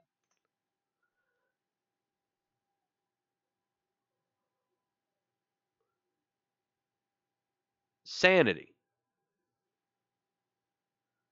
They have been in the doldrums of SmackDown ever since they stepped foot into SmackDown. They've been traveling on house shows.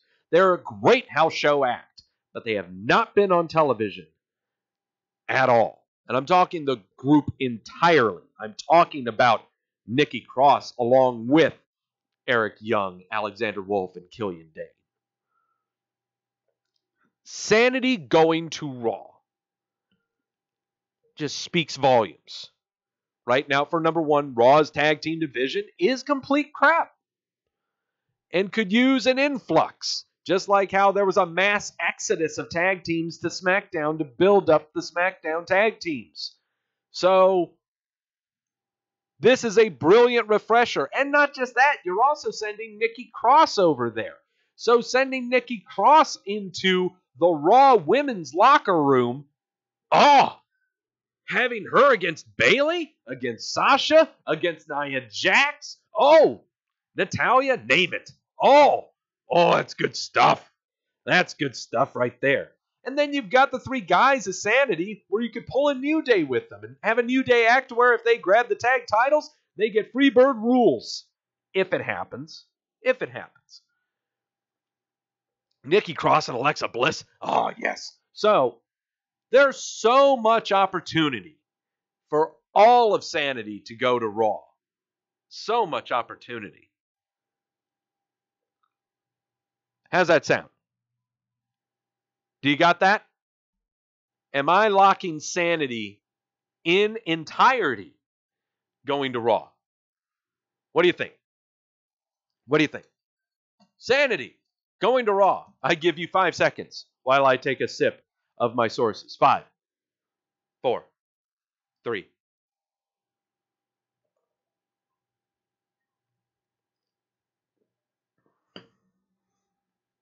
I got Shane saying do it. CJ saying no. Andrew, I would. Jamel, thumbs up. Shane, do it. Mike, I don't think they remember Sanity as part of the roster to move them.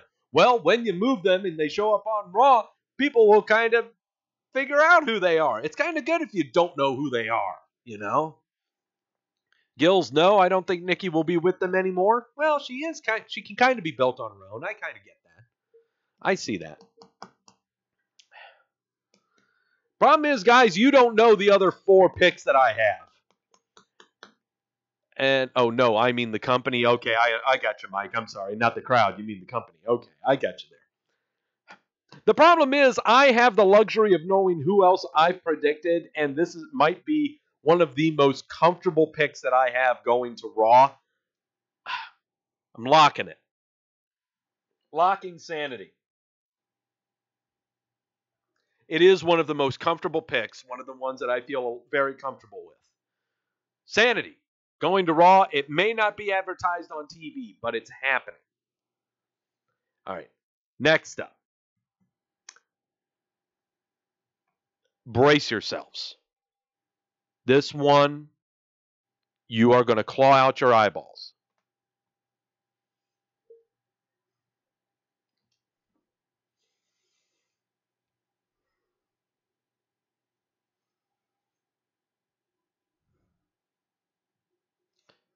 Asuka to Raw. Hear me out. Hear me out. Okay? She was just taken down by Charlotte for the SmackDown title on TV. That was only her third appearance on SmackDown television in the past 5 weeks as being champion.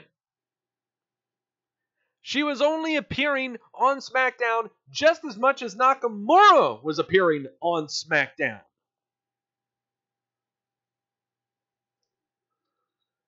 There is really nothing for her on SmackDown.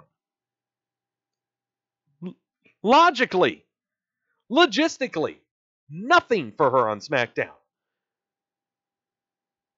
She was shoehorned into the Women's Battle Royal and lost.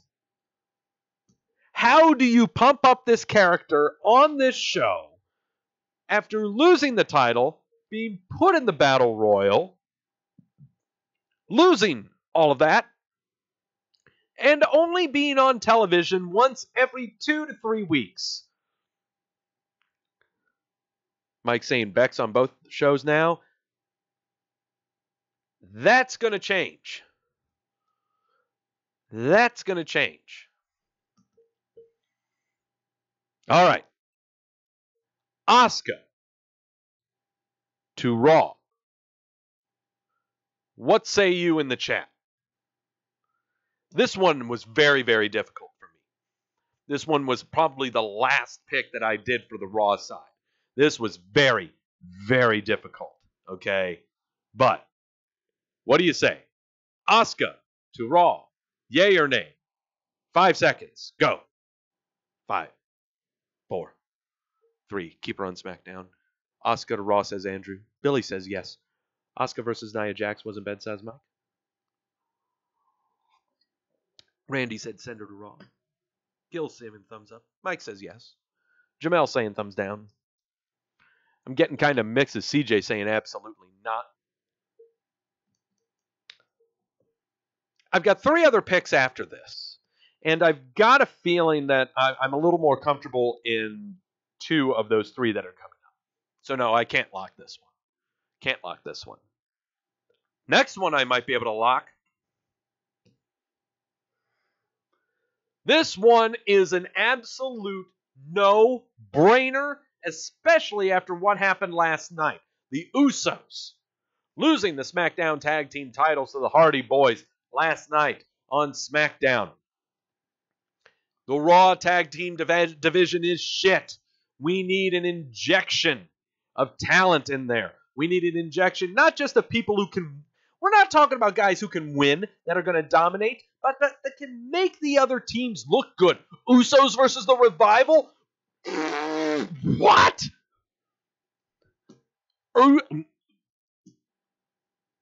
Usos versus Ryder and Hawkins? Usos versus B-Team? Usos versus Ascension? I'm serious. The Usos will make everyone in the tag team division on Raw look fantastic. The Usos coming to Raw can also act as a periphery. Whenever a good guy's getting teamed up on, out come the Usos. They've done it before. The Usos have been in that role before. The Usos are going to Raw. They are a fantastic act. Both on the stick, both in the ring. Perfect. They are needed on Raw. And I already saw it in the chat room. I saw it in the chat room by many others. Mike saying that's a liver-safe lock. CJ was going bonkers. Jamel saying an easy lock. No arguments from anyone. I'm locking it. Lock the Usos. That's 2 tag teams or 2 groups that I'm locking. All right. 2 more picks for Raw. This next one, I think, is very safe. I think it's incredibly, incredibly safe, and you'll probably agree with me on this one.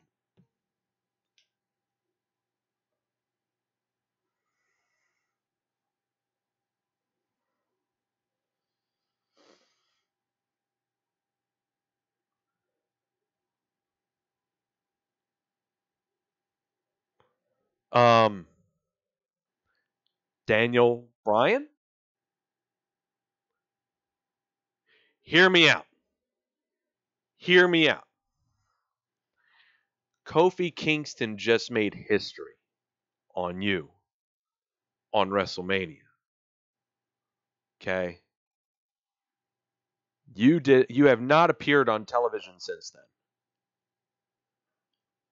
This is really the one reason I'm taking this into account. Okay? Is that we have not seen him on TV since WrestleMania. That's actually one of the major factors that I play into this, is if we see them on television, or if we see them on television in any capacity doing something after WrestleMania. CJ saying Daniel Bryan versus Seth might be hilarious. That's kind of what was on my mind, was Daniel Bryan versus Seth Rollins. Other matches on my mind, Daniel Bryan, Finn Balor. Daniel Bryan, Roman Reigns. Take your pick. Okay? There is so much opportunity for many SmackDown talents to come to Raw and feed off of the stalwart Raw talents. Okay? There's so much that can be done here. Okay? But the problem is, I feel like I'm falling victim to my own fantasy booking 101 classes. And I'm only thinking of myself. I'm only thinking of myself.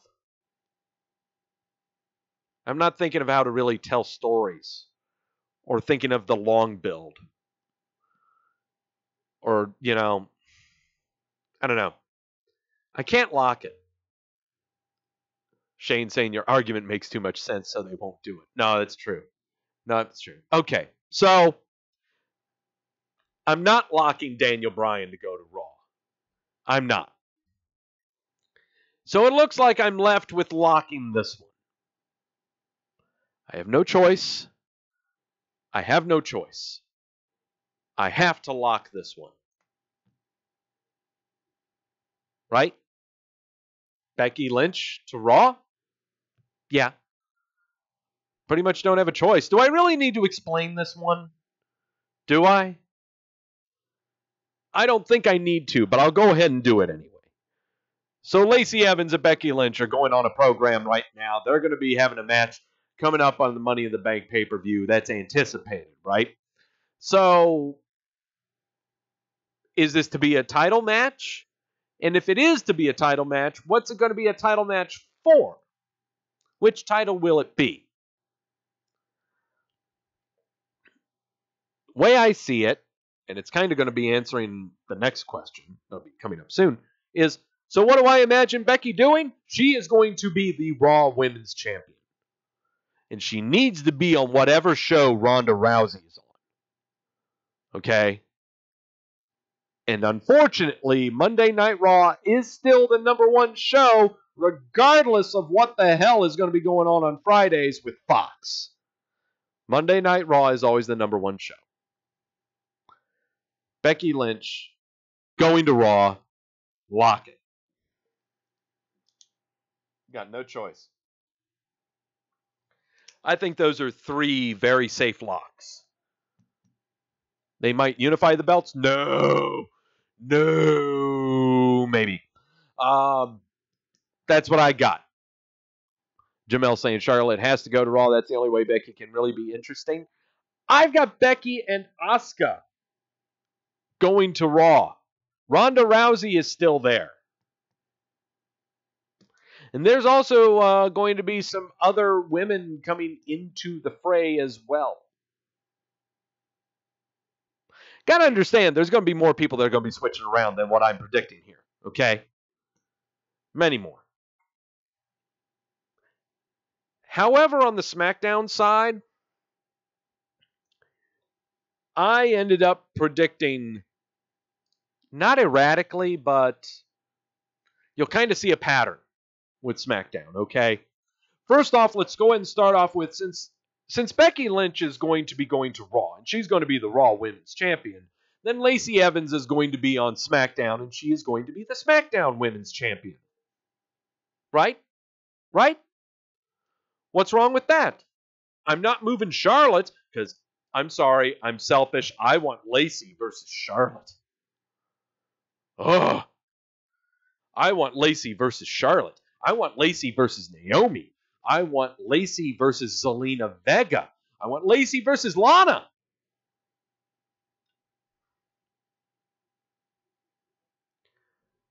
Lacey is going to be SmackDown Women's Champion.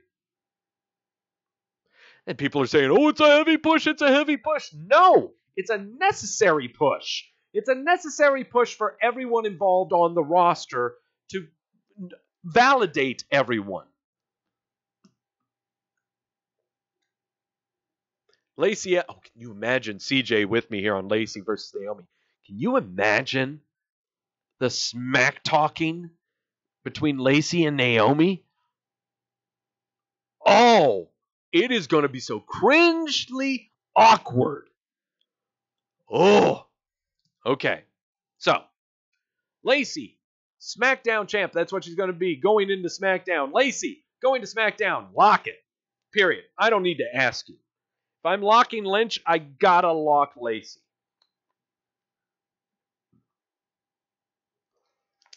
All right. From here on out, I will be asking for some advice. This next one. So I kind of went a little haywire on predicting people going to SmackDown because I feared with how much was happening on SmackDown, it's time that we kind of focus on other things.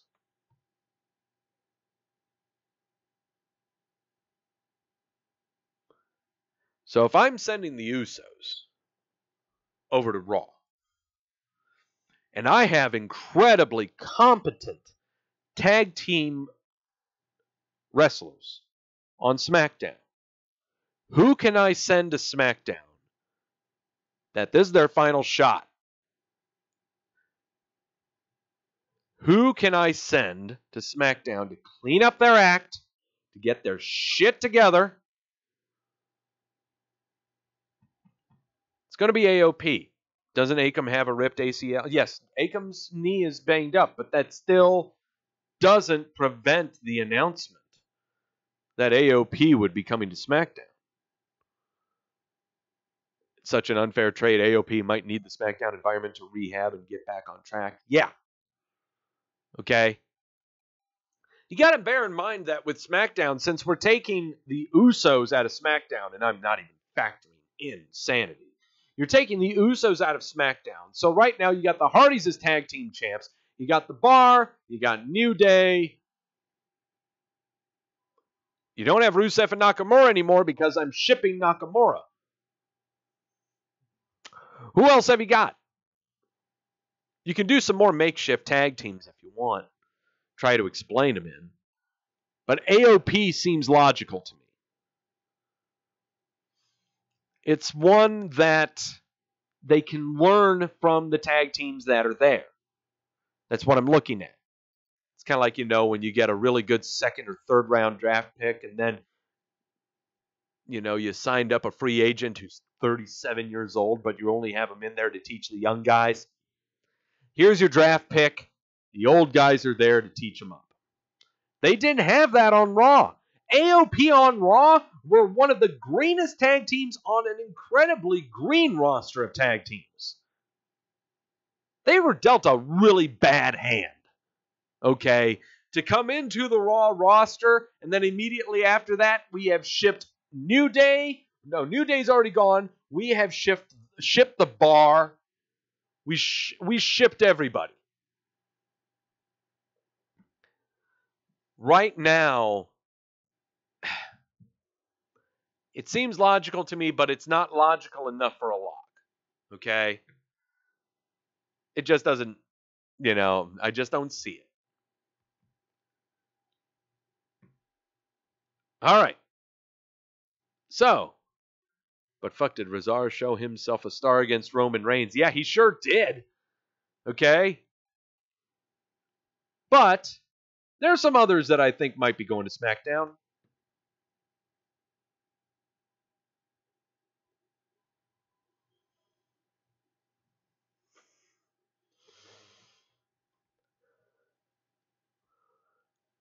This one is necessary. Ember Moon.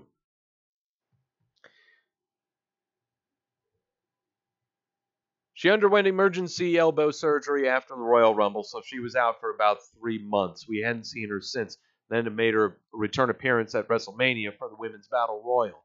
Before the Royal Rumble, she was incredibly irrelevant throughout the entire time she was on Raw. The entire time. What was she doing? She was a fill-in for mixed match tag stuff. She was a fill-in for mixed match tag everything. She was never used in anything remotely possible involving any title or any program of any kind. Never given an opportunity to build a character at all. None. She was a periphery fill-in character where the only time she ever got any kind of cheer was her debut. I'm not saying she's the greatest thing. I'm not sitting here being the Ember Moon fan. I am stating facts. Okay? I am not a humongous proponent of Ember Moon. I think she needs work. However, there's definitely nothing for her on Raw right now. Nothing at all. None. Ship her to SmackDown. Immediately team her with Naomi. Lacey Evans. Charlotte. List goes on. There is so much for her on SmackDown than there is on Raw. Raw is the Ronda Rousey show and Becky Lynch show. For now. For now. So, Ember Moon. Do I lock this one? I think I have cement brick locks that are still to come for SmackDown. But do I lock this one?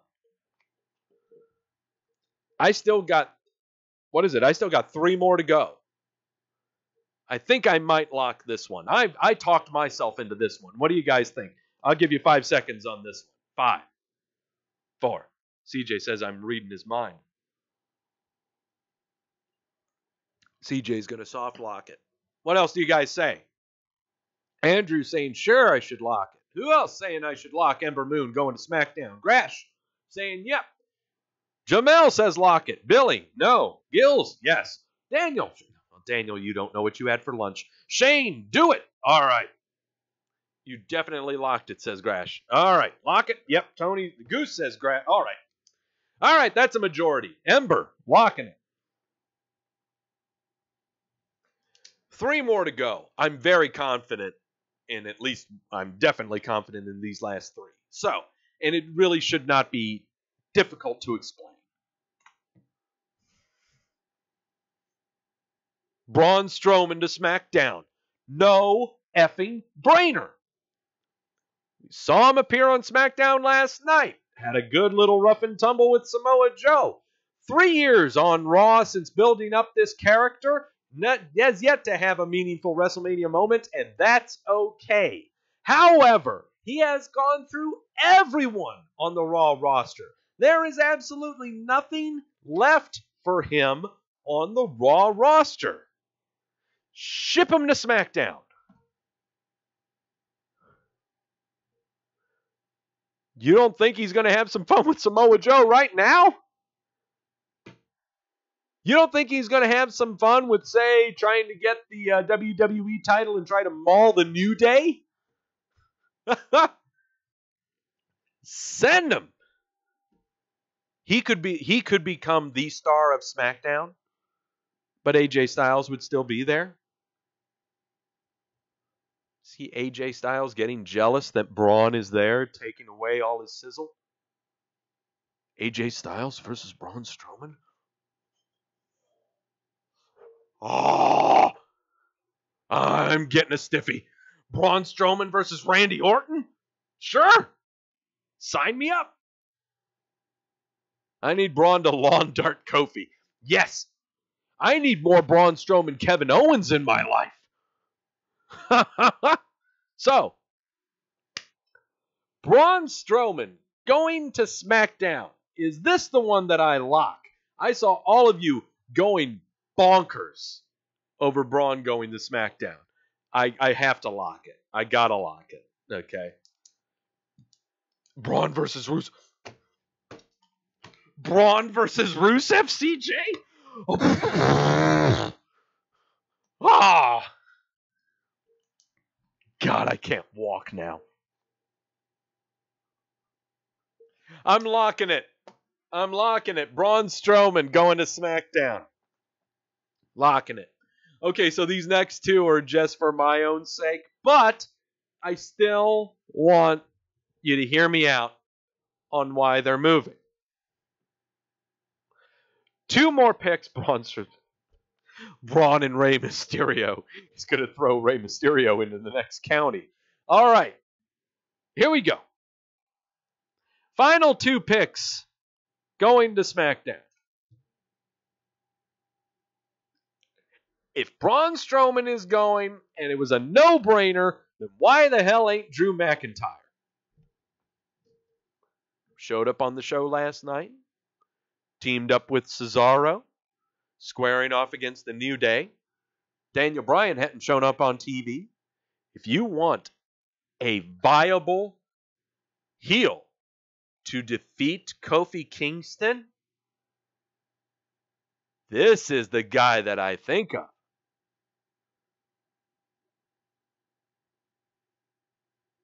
If you keep saying Drew McIntyre is going to be a major champion sometime this year, it's going to be on the SmackDown side. Conversely, Drew has done enough on Raw for the year that he's been there, injury-free. And he's been on every single television show. Do you realize that? He has not taken a Monday off. He has faced everyone on the Raw roster.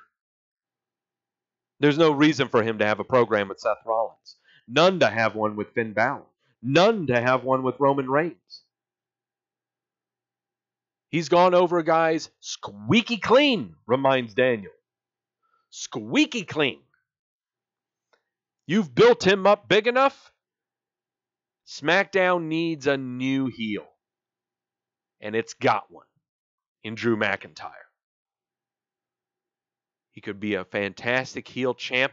If he's not a heel champ, he could just be a fantastic heel. Take the place of Samoa Joe, and Samoa Joe can be the new heel champ. McIntyre, perfect fit for SmackDown. Perfect fit for anything. Chasing or not. Establishing baby faces or not. So, I can't lock them because I've already made my 3 locks. But that's definitely a confident lock that I had right there.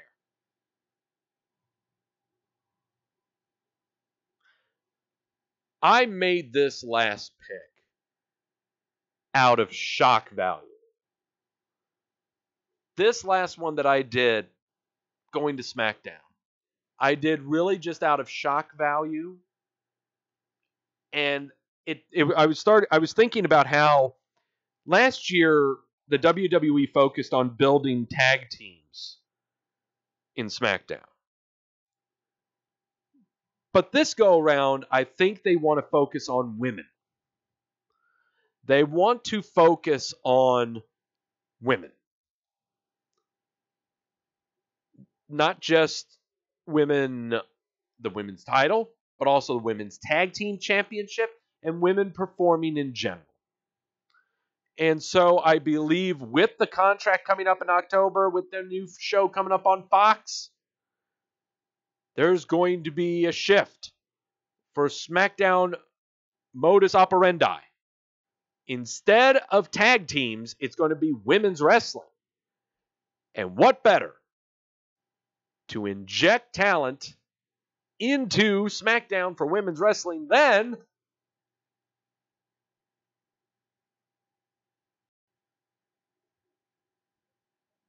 the Riot Squad? Wow, did that fall like a thud? Think about it.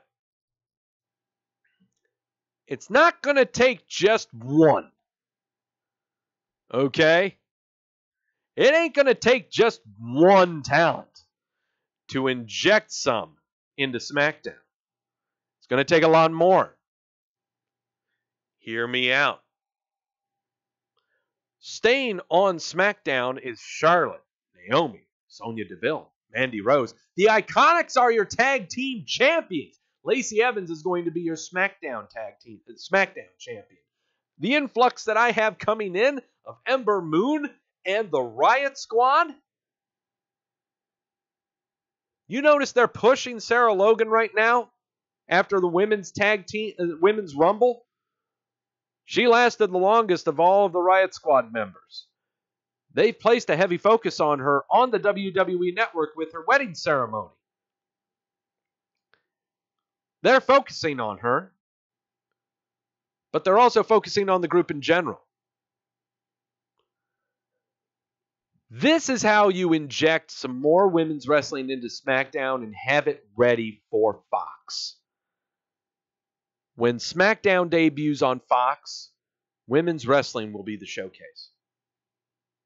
It was the showcase of WrestleMania. It's how they got on all the headlines through all of the major media outlets. Sports Illustrated, USA Today, Time Magazine, all of them were talking about the main event of WrestleMania finally being a women's match. You have got to stay on that focus. You've got to ride that for 6 months going into October and your debut on Fox. And you can absolutely do that. SmackDown could very well become the women's wrestling television show. You see it with the talent that's on there right now. And I'm saying in comparison to the male talent. And I'm not saying the male talent is not bad. We got Braun Strowman, Samoa Joe, Drew McIntyre, Kofi Kingston, The Miz.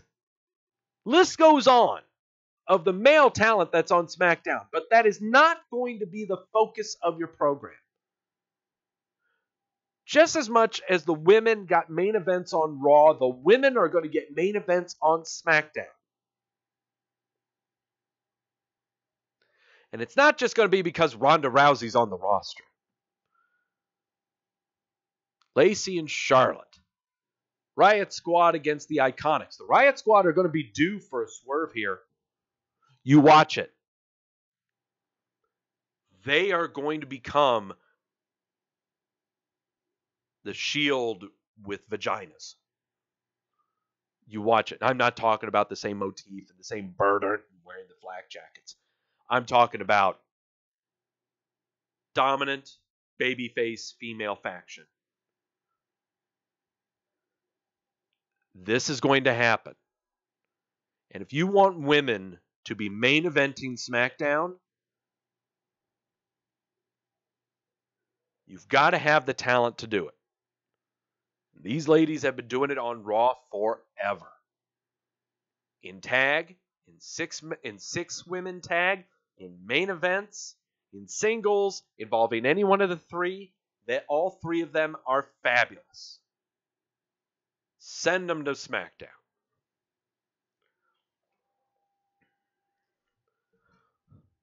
What do you say? Did I sell you? I kind of hope I did. I mean, it seems logical to me. Because I'm the one that said it. And I'm the one that's trying to sell you. Everyone's Jamel is saying Ruby is Dean, Susan is Roman, and Liv is Seth. I don't know about that. Ruby's more Seth. Yeah. Jamel saying you told us not to get sold to. Yeah. Andrew, I started thinking about the matchups. Jamel, yeah, I'm buying it. Okay. Who else is buying this? I'm selling it. I'm telling you, you're being sold to. Telling you, you're being sold to on this one. Don't be shocked. Don't be surprised. Okay. You guys are kind of tepid. You'll see the Sky Pirates. And yes. Paige is going to bring the motherfucking Sky Pirates to the main roster. And she's going to be their manager because, by God, they can't speak English. Yo ho, yo ho, yo ho, yo ho, yo ho. Arr. Army English lady bringing the Japs over to the SmackDown. Arr. Yeah. All right. That just ticks me off. I'm sorry. I've got an interesting tag team to bring for myself. They've been naming them the Sky Pirates on NXT. It's so fucking telegraphed. Does Paige know Japanese? No, but she makes some of us look Japanese. Sex. Okay.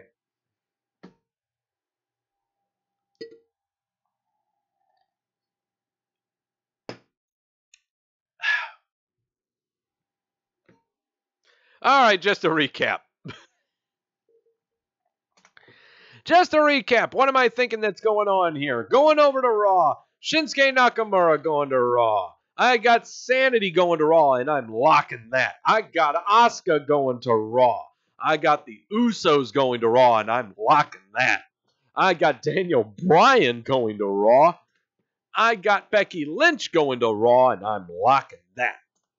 Who have I going to SmackDown? I got Lacey Evans going to SmackDown, and I'm locking that. I got AOP going to SmackDown. I've got Ember Moon going to SmackDown, and I'm locking that. I got Braun Strowman going to SmackDown, and I'm locking that. I got Drew McIntyre going to SmackDown, and finally, I've got the Riot Squad going to SmackDown. We'll see how it goes. The last time I did the Superstar Shakeup and made prediction on 6 locks, I only had to take 2. So I think I'm in good hands with this one. That's going to do it. This episode of Wrestleview Weekly. Thank you so much for everyone stopping by. Say your name. Say hi in the chat room so I can remember who you are. Because I'm going to go in and give you a shout out. CJ, Jamel, Grash, Gills, Mike Tedesco was in there too. Holy crap. Lewis was in there. Who else was in there? I saw Kit was in there. Everyone say hi. Andrew, I think I'm going to say it too. And Jamel saying, have a great night, Doug. No, you have a great night, Jamel. Naomi will probably go with the Usos, says Gil. Mike Tedesco just had the jinx all on himself. Yes, I did. Billy Huffner said hi. Hey, Billy. Shane saying hi to me. Hey, Shane, how you doing? Your name is Shane Bradley. I never trust a person with a first name and last name that could be also a first name altogether. No, you could be Bradley Shane for all I know. Daniel, who cares about you, Daniel? And anyone else? If I forgot you, too freaking bad. I'm Doug Lackey. Have a great week, everyone. Get some sleep. For God's sakes, everybody, get some sleep, because I know I damn well sure am. See y'all next week, next Monday. Post-Raw show following the Superstar Shakeup. Mike and Victoria Tedesco will be on there covering it all, and also to hold a wake for my liver probably. And then you'll catch me here next week where probably half of this bottle could be empty. Thank you so much again for all of you stopping by. And as always, no know when you're being sold to.